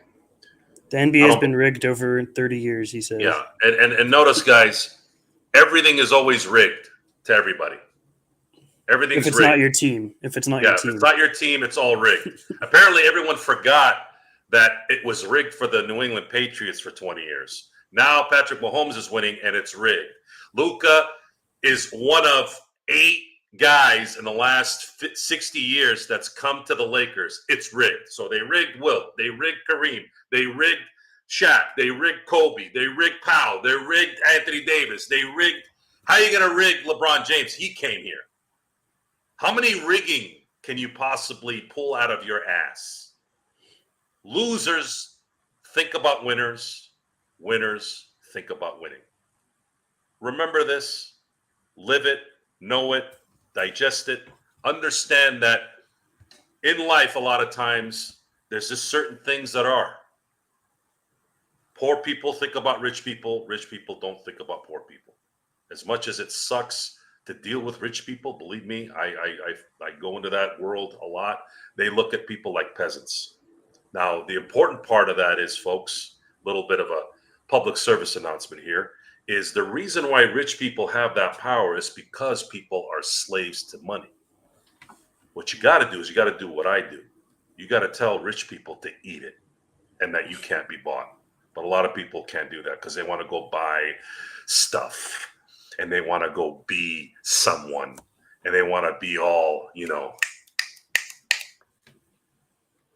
I think this is the most parity the league's actually had in a long, long time too. Each of the last 6 years, it's been a different champion. So I think that sort of um, narrative or theory goes out the window pretty quick when you see that it's been wildly different teams winning. I mean, the Raptors, then the Lakers, then the Bucks, then the Warriors, then the Nuggets, then the Celtics. Like these are, wildly. I mean, the Raptors don't have a laundry list of success as an organization. The Bucks, like it's not like it's the same.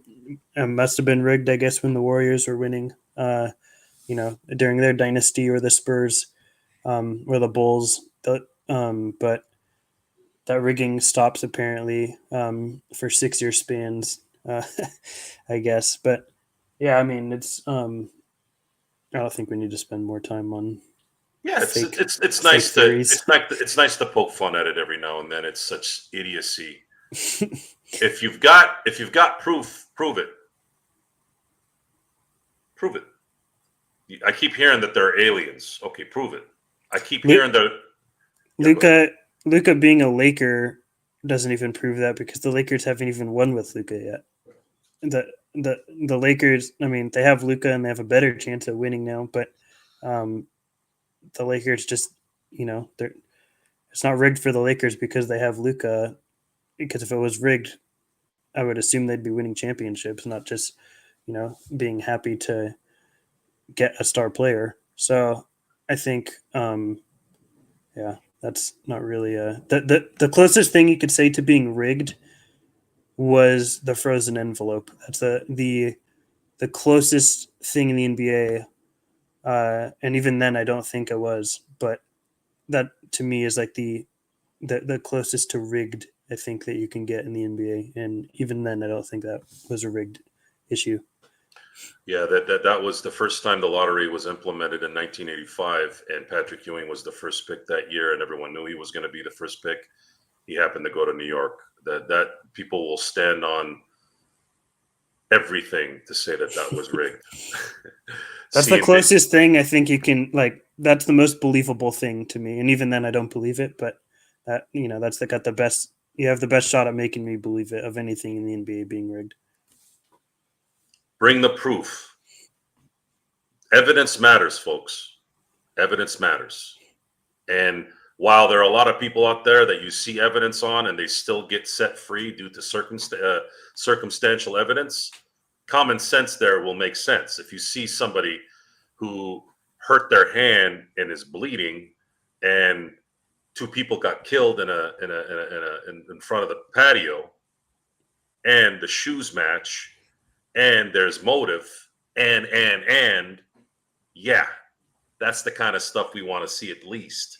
Doesn't have to be a guilty verdict because sometimes evidence gets transferred incorrectly and the case gets thrown out. But evidence is important, folks. I think we've lost focus on that.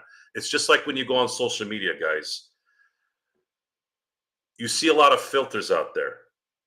Be careful. Be warned. Filters make you look much better, and then you see these people in real life and they look like ass, like a literal ass, and not a good ass. So be careful. Be careful. Be careful having your brain melted by stupidity. Being a stupid person when you're a human being is such a just wasted life. It's a wasted life. And then on top of that, if you're going to troll, at least be original. Can you be original? Can you say something like Luca was traded to LA because I don't know. He's a drug kingpin. Yeah, something interesting, so we can Yeah. actually just imagine it a little bit. I like movies. I like good TV shows. It's fake. It's I mean, the Fast and the Furious franchise. The first 14 of them, they kind of embellished, but then until it got to the point where Vin Diesel's flying 400 feet in the air and lands on a car and doesn't break a bone, then yeah, okay, that's a little exaggerated. But a bunch of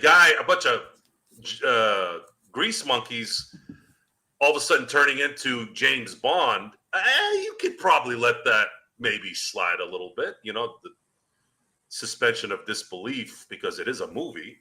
But come on, guys. Get a grip here. Use your imagination. There's a lot of people out there that can think of some better stuff than it's rigged. Yeah, the NBA wanted it. Oh, okay, whatever. Anyways, looking at the out of town scoreboard right now. It looks like Boston is at the half. Minnesota is in a close one against Houston. Denver's going to be playing Orlando here in about 15 minutes. So, yeah, right now we're looking at a couple of the teams that are ahead of us here. Stone, Houston. I could see Minnesota beating Houston. Denver, Orlando. And playing in Denver and Orlando is kind of like, would like to see Denver lose that game so the Lakers can actually go up. But I want to thank you for being here today. I think we're ready. Are you going to be at playback here in about hour and 15 minutes? No, my next game will be Monday, the W. I'll be, because I'm off those days. I got to go in early tomorrow. But Good. Again, I want to thank you for being here. I got a lot of good information on what could be a very, very fruitful half season here. So the percentage went from 0% to 10%. for me, and people are going to say that sounds low, but the very best teams, like the Thunder or the Celtics, have like a 20% chance. So don't be enamored with the low percentage, because it's very hard to win an NBA championship, even for the best teams. So that percentage didn't exist a week ago, and the fact that there is a percentage now, look at it with the glass half full.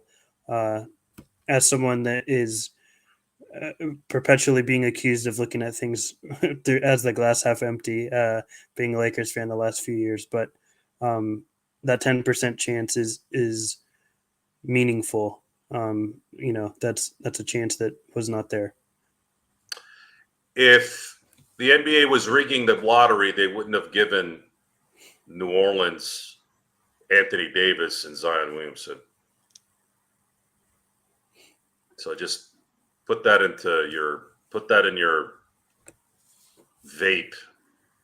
No one knows what a pipe is anymore. Put that in your vape and smoke it. Pipes are much cooler. Better for you too. Probably. Let's see here. Alan had a question. Where are we? There was another one that I saw here, or did I miss it? Hold on a second here.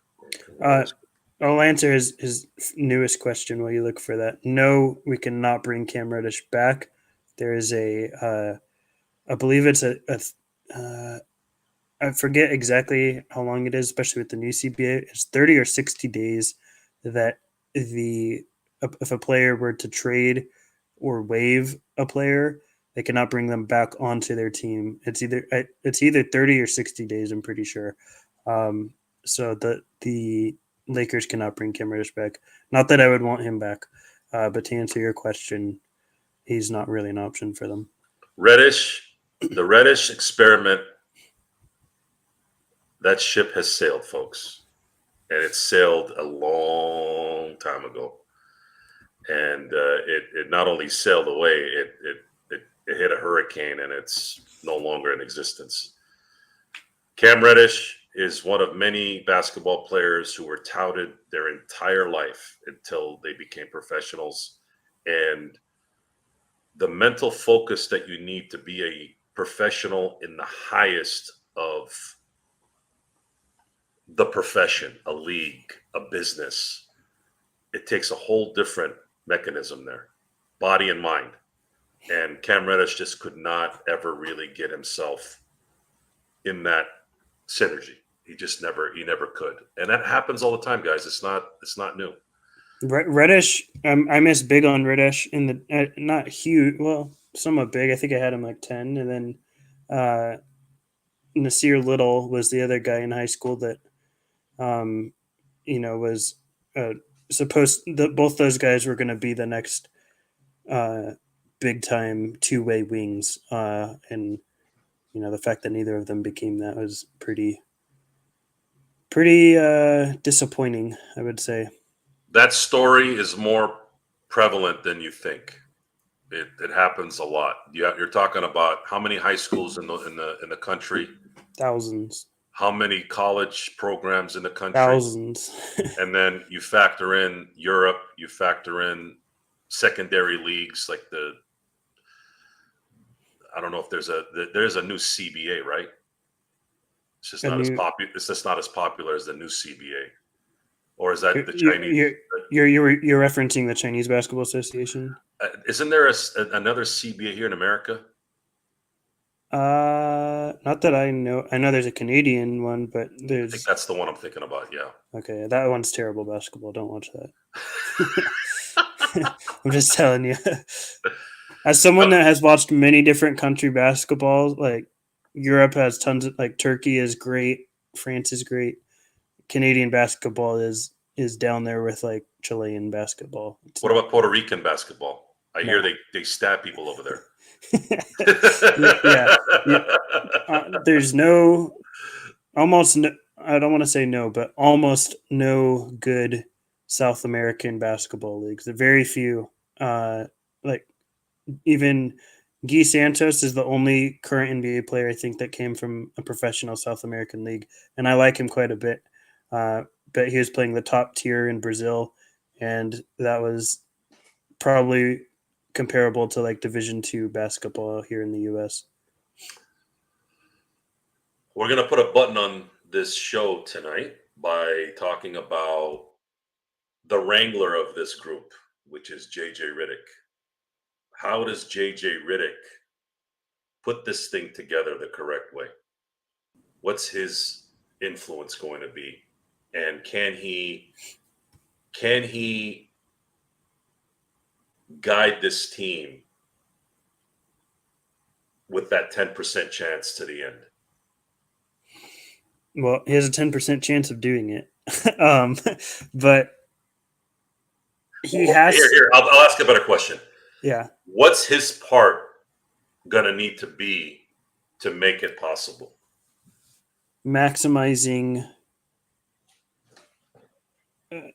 empowering Luka Doncic to maximize the rest of this roster. This is Luka. If you want the highest level of success from attainable success that you can get out of this roster, if you want the most amount of juice you can squeeze from this roster, it has to be ran through Luka, not this your turn, my turn, or splitting time between him and LeBron. This is Luka's team. It has to be ran through Luka, and Luka uh, from there, will take care of the rest. But JJ has to from day one, in my opinion, and it seems we'll get into LeBron down the road in another show. LeBron's chances of remaining a Laker after all this, but the front office seems to really prioritize Luka now that we have him, and it's JJ's job to do that on the court and make sure that first and foremost it's Luka's team 1A, and there's no question about it's not LeBron and AD 1A 1B on any given night. This is Luka 1A and 1B and 1C, and then it's LeBron and the rest of the team. Um, and any success that comes on the basketball court is going to have to be because it's from Luka setting up the rest of the team to be as successful as they can. And he can do that. I've watched him do it for a long time.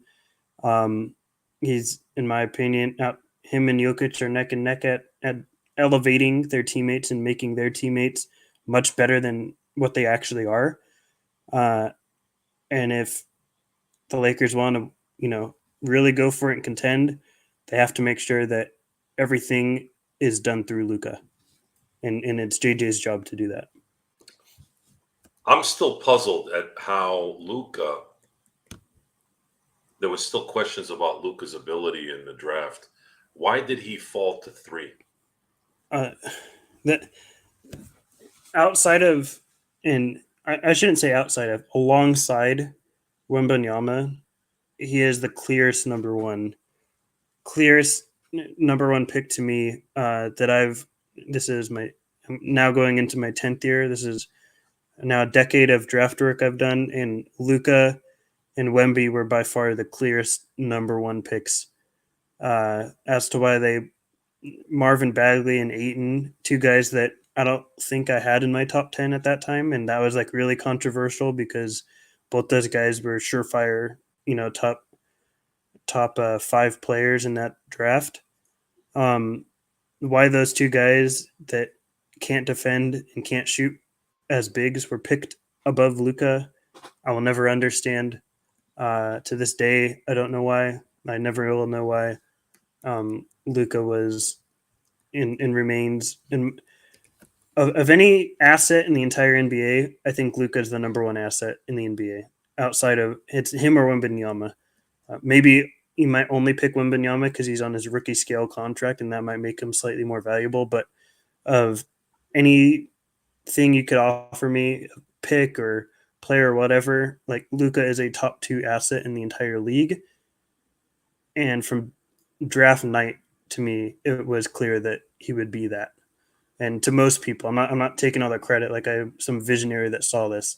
Most people in the draft community and space saw that when he was 18 years old. So um, I have no idea why he was not picked number one. Major blunder, right? I mean, how different That could you imagine Phoenix with him and Booker? that Ooh, that was a bad yeah, miss. people. There's plenty of bad misses in history. I would make a case that not taking Luca number one is the biggest, the worst miss in NBA history. Be, if and I can only speak from the drafts that I've seen, so my perspective might change had I been a draft analyst the last 50 years.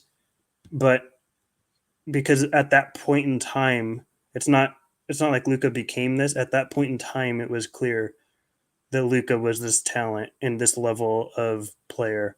Um, I don't know if that was the case for the Sam Bowie and Michael Jordan and all the the infamous misses in NBA history. I don't know if those guys, because I wasn't a draft analyst at that time, were as clear talents at that point and on draft night as Luca was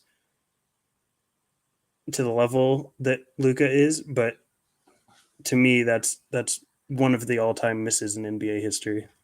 You can't, Kurt. You can't judge the 1995 draft in the same way you judge it now. KG was the first high school player to jump to the NBA, and I think 15 or 16 years.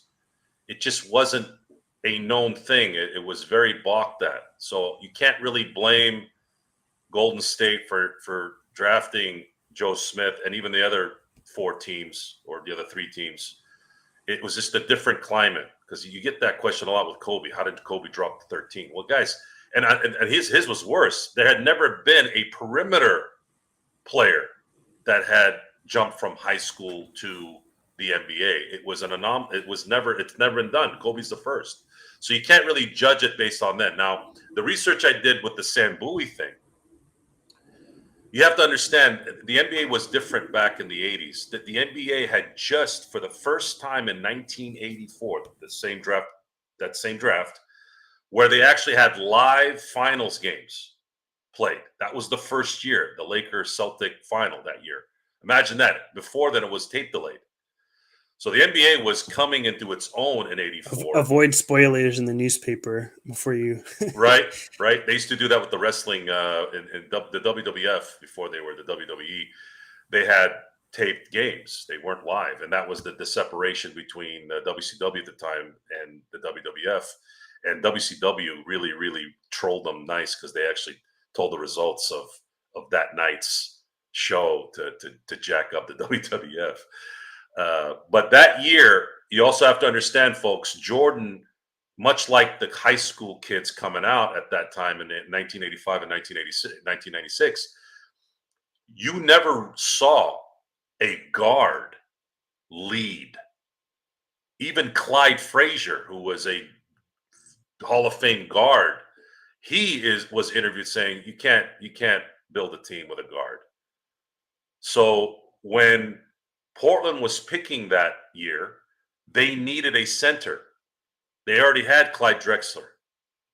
So they went with the center, Sam Bowie, and he was a very good one.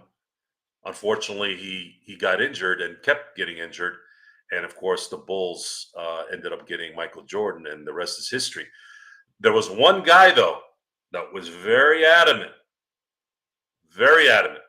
Matter of fact, he told Portland, draft Michael Jordan. They said, but Bobby, we need a center. He goes, put him at center.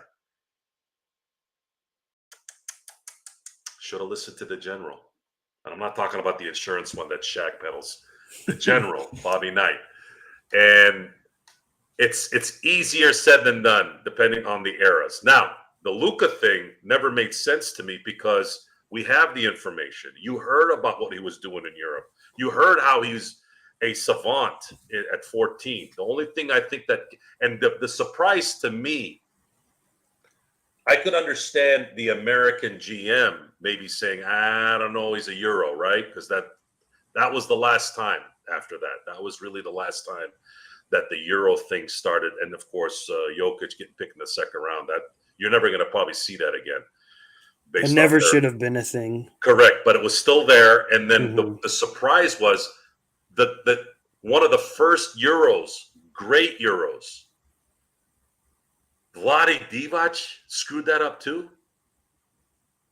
I'm still going to stand on. I don't have proof of this. I think that it was rigged. Yeah, it was rigged, right? I think it maybe was something where maybe it was a ethnicity problem. Well, Serbian versus Slovenian. I don't know. I don't know anything. I don't know any other thing that would make sense. And what's funny is Luka's half and half. He's half Serbian, half Slovenian. But what's almost crazier to me is they got Luka's. That might be it. That might be it. Still, maybe he's mad that he says he's Slovenian, not Serbian. Yeah, I rubbed him the wrong way. Yeah. One of the craziest things is like a month. I don't know if you guys remember. Like a month before, the Suns hired Igor, Luka's prior coach in Europe, to be the Suns head coach, and they still passed on him. And then they fired Igor a year later, and I'm like, how? If you're hiring that coach to be your coach right before the draft, and most like I would assume, I don't have info on this, but I would assume he's every single day hounding them to draft Luka Doncic, and you hired that guy specifically to be the coach of your future, and you would just avoid what he says in draft DeAndre Ayton. It's no wonder the Suns have ended up where they are but with that sort of mismanagement of assets. But yeah, I mean, it might be controversial, but I think you can make a really strong case that Luka now, in hopefully the next several years, could be the greatest offensive talent we've ever seen in the NBA. Like that, in terms of just at his peak as a pure offensive player, the most complete, talented offensive player the NBA has ever seen. And I think there's a strong case to make for that. And people, it sounds jarring to a lot of people probably, but that's the level of talent I think Luka Doncic is. We're going to get to one of our guys' questions about the starting lineup, but I'm going to say this before we end the show here with that.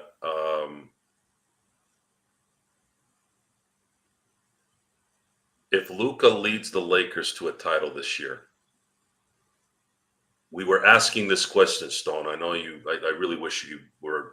I wish I was filthy rich so I could just pay you for what you do so you can be on here more. But one day, maybe, God willing, One day it'll one happen. day. We were asking who's going to lead the NBA after LeBron, and there's a deficiency in the transcendent star, the transcendent star that could be the face of the NBA. That I feel like the NBA is missing. As great as Jokic is, as great as Embiid is when he's playing, I'm sorry, Shea Gilgis is not that guy. As good as he is, uh, Durant. There's still people that don't really know who Kevin Durant is, guys. I'm talking about the general audience. LeBron is like the only one, really. Even Anthony Davis isn't transcendent. So, folks, the NBA is going to want this. It doesn't I have to think happen this year. Go ahead. I was going to say, I think for the next 10 years or so, for the first time in NBA history, we're going to have co-European faces of the league with Luka and Wemby. Like I think that's the direction the NBA is headed, and it's going to be a lot more global. But I think those two guys are going to be. Hopefully, we'll get many Western Conference battles between them just for the pure entertainment aspect of it. But those two guys, I think, are carrying the torch for the league for the next decade or so. Is Wembyama transcendent? Is he going to be transcending? Will he I be him believe and so. Luka? Will they be the face of the NBA? Like in a way where LeBron and Steph Curry were. Yeah, I mean, they're that level of talent. Whether the marketing opportunities and all that stuff comes along with it, but they're that level of for unprecedented really talent that I think it would behoove the league and other companies and everyone to put that upon them. So here's the thing with basketball in America. We have yet to see a non-American really hold that transcendent title. What makes Luka intriguing is he plays like an American in terms of his emotion, and that's what people identify with.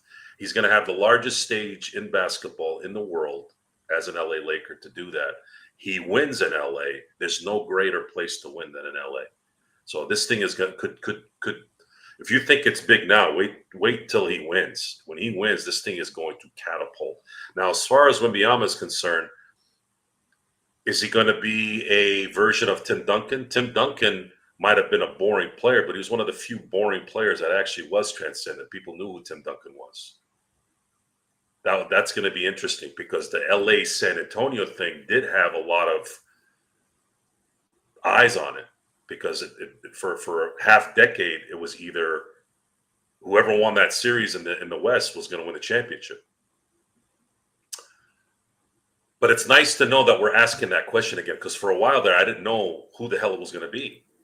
I really didn't. And as much as Dallas was in the finals last year, I still felt like something was off there. Something was off. I didn't really think about it. I didn't really talk about it, but I didn't pay it no mind. And that's to me, that's a disservice. It's almost like you're wasting what could be the best player on the planet here. And why? And Dallas did great last year. They helped them. They got PJ Washington. They got Gafford. They drafted Lively. They were improving. But something is missing there. Some kind of disconnect because of whatever reason. And it might be Luka's fault for all we know. I'm not saying it's not. But at the same time, how do you not fix this in some way? You got to have the ability to fix it, but they didn't.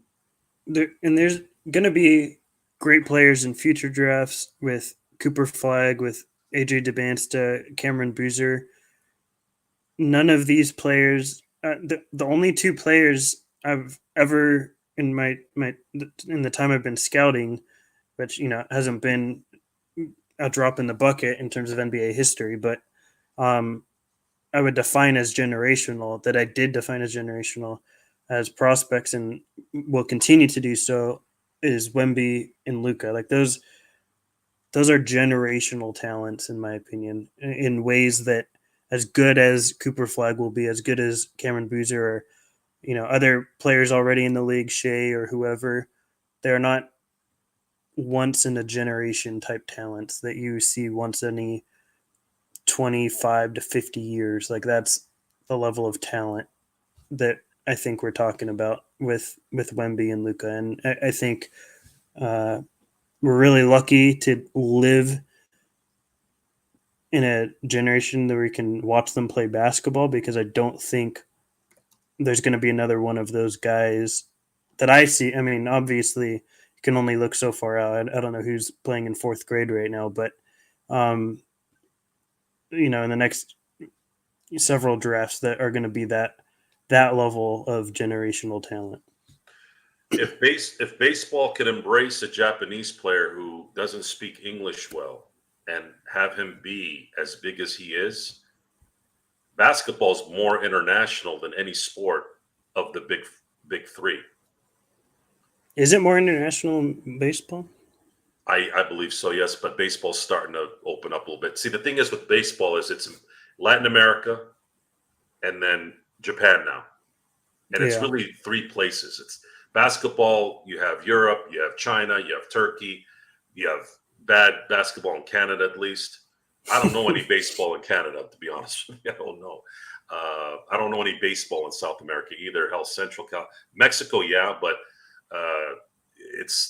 I consider that the Latin areas, of course. But basketball, I think, is the most international sport. A lot of it due to the fact of the Dream Team in 1992. So I think it's more apt to have an international star, international player come to the NBA, to America, and this is for them to be the transcendent player. And Luka has the skill set, obviously, and the personality even above Wembanyama. I think that'll set him apart in my book. Of course, winning will too, and of course he's playing for the premier team in the world as well. It's going to be very, very fun to watch. We're going to find out here. And the last thing I wanted to discuss, because one of our guys had mentioned it, what's your starting lineup on Monday? On Monday, so Luca at point guard. This is who I would start, or who JJ starts? Who's well, we'll do both. Okay. Who would you start, and then what do you think it's going to be?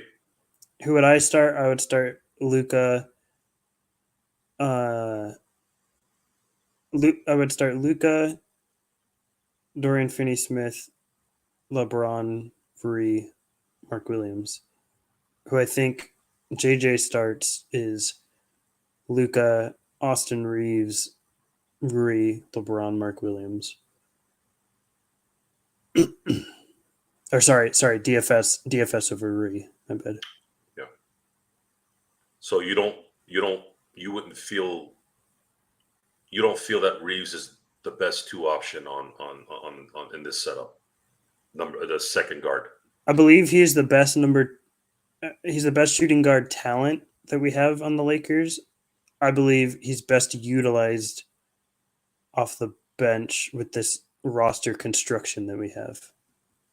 Do you see Austin being a guy that would not look at coming off in its current setup? He obviously did it before, so I don't think that'll be a problem. But he's going to be okay with this, right? Again, if he is eventually coming off as the sixth man.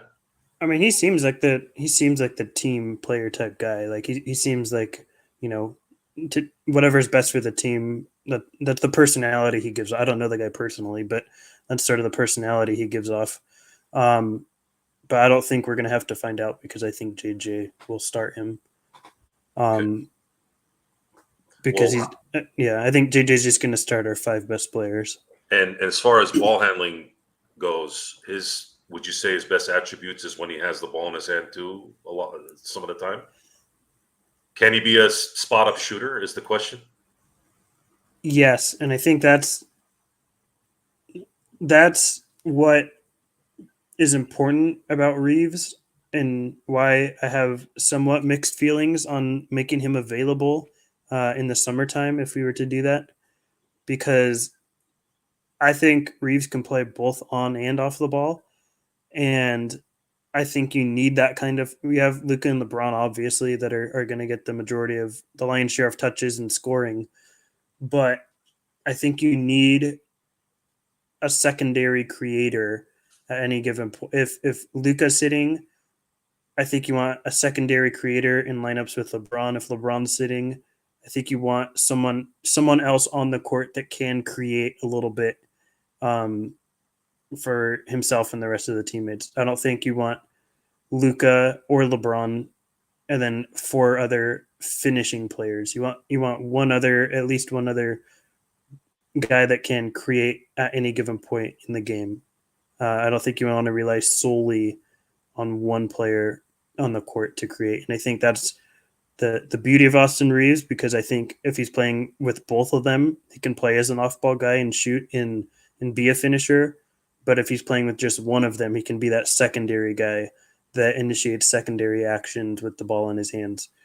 Um, Defensively is, obviously where I have the major concerns with his fit long term. But offensively, I think Reeves makes a lot of sense. LeBron has never played with a bona fide one. He's had Dwayne Wade, who was a two, and he had Rondo start at the one, but LeBron won an assist title in 2020. He was the point guard, de facto point guard. This is the first time LeBron is truly, if things are going to be played correctly, going to be played off the ball. Is this a benefit for him? Should he? I Yeah, I well, like you're saying, yeah, it's the first time, so I guess I don't have a great answer for you because we haven't really seen it. At least for the extent of these minutes, full time. But I'm not saying completely eliminate LeBron James from any ball handling when I say run everything through Luca. Um, because I think like I said, you do need a secondary creator on any offense, no matter how heliocentric it is.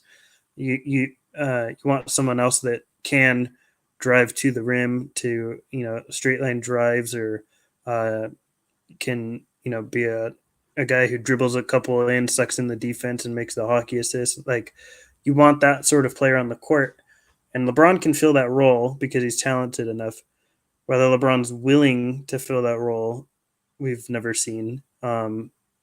And I think in his older age, he's probably more willing now. Hopefully, and we'll see that. But he's become a much better shooter off the catch than he ever was in his earlier days, and that gives me a lot of hope with him being off the ball more, because that just wasn't really a part of LeBron's game, and it didn't really have to be because he had the ball in his hand all the time. But off the catch, LeBron's become a much better shooter. Um, LeBron is still very much a lob threat, and you have Luka throwing the passes he does. That's going to come into play more than we've ever seen in LeBron's career. But we will never see LeBron at age 40 years old catch more lobs than he does with Luka Doncic this year. Like, that's a crazy thing to say. LeBron's going to be the biggest lob threat he ever has been in his entire career at age 40. And it's not going to be the cleanest, easiest fit for JJ, but there's a lot of ways to make it work because of how dynamic they are. So I'm pretty confident JJ will figure it out in due time. And this also allows Luka not to have to shoulder the offense for an entire 48-minute game. So that's less wear and tear on him, less likely to get injured. He's had to carry for the last 7 years from beginning to end. Correct?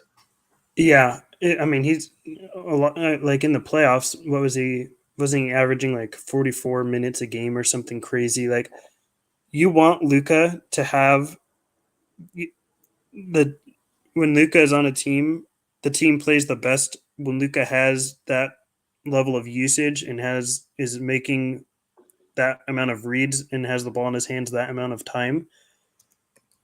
But while he's on the court, but you don't want to play Luca, 40 plus minutes a night doing that. If Luca's playing that way and it can do that, 34 minutes a night, and during that 16-minute period he's not playing and LeBron can be that guy with the ball in his hand still, that I think is much more idealistic, because you do want Luca to still be that heliocentric player, because that's what gets the most out of this team. But you just want him to do it for a less amount of time on the court, than pure necessity of having him be out there for 40 plus minutes. Great conversation, Stone. Again, I wish you were on the shows more because I highly enjoy all the information that you have. You have information that none of us have because you've been experienced in seeing the day to day. See, no matter how much basketball I can watch, it's never enough. I've never Never been able to. enough. I've never been able to dedicate 13 hours a day like you did for years. But thank you for being on here tonight. We've got a lot of information. I think everybody's happy with what's finished here, at least from a transactional purpose. Yeah. We're ready for Monday. We're ready for tonight and Saturday, obviously. But the possible title run starts Monday, and it's a lot better than 0%. That's for sure. 6 days ago. So thanks again for being here. It's unfortunate we're not going to see you tonight, but we'll catch up with you on Monday. Everyone, folks, playback will be starting here in about 42 minutes. I'm not sure if I'll be on the rest of the night. I'm still, I've been on for 6 hours. But I probably will. But I'm just saying there's a chance that I might have some other things going on. But I will be watching. I will be analyzing, and I'm hoping for a win tonight. Golden State will be shorthanded, and hopefully the Lakers can take advantage of it. So for Stone Hansen and Joe Soro, we were watching the Lakers Fast Break. I don't know what did we call this show today? Is it Evening with Stone Hansen?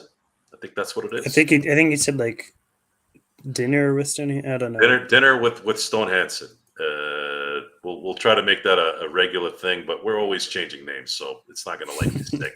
But thank you again for being here, Stone. Thank you all for participating and listening.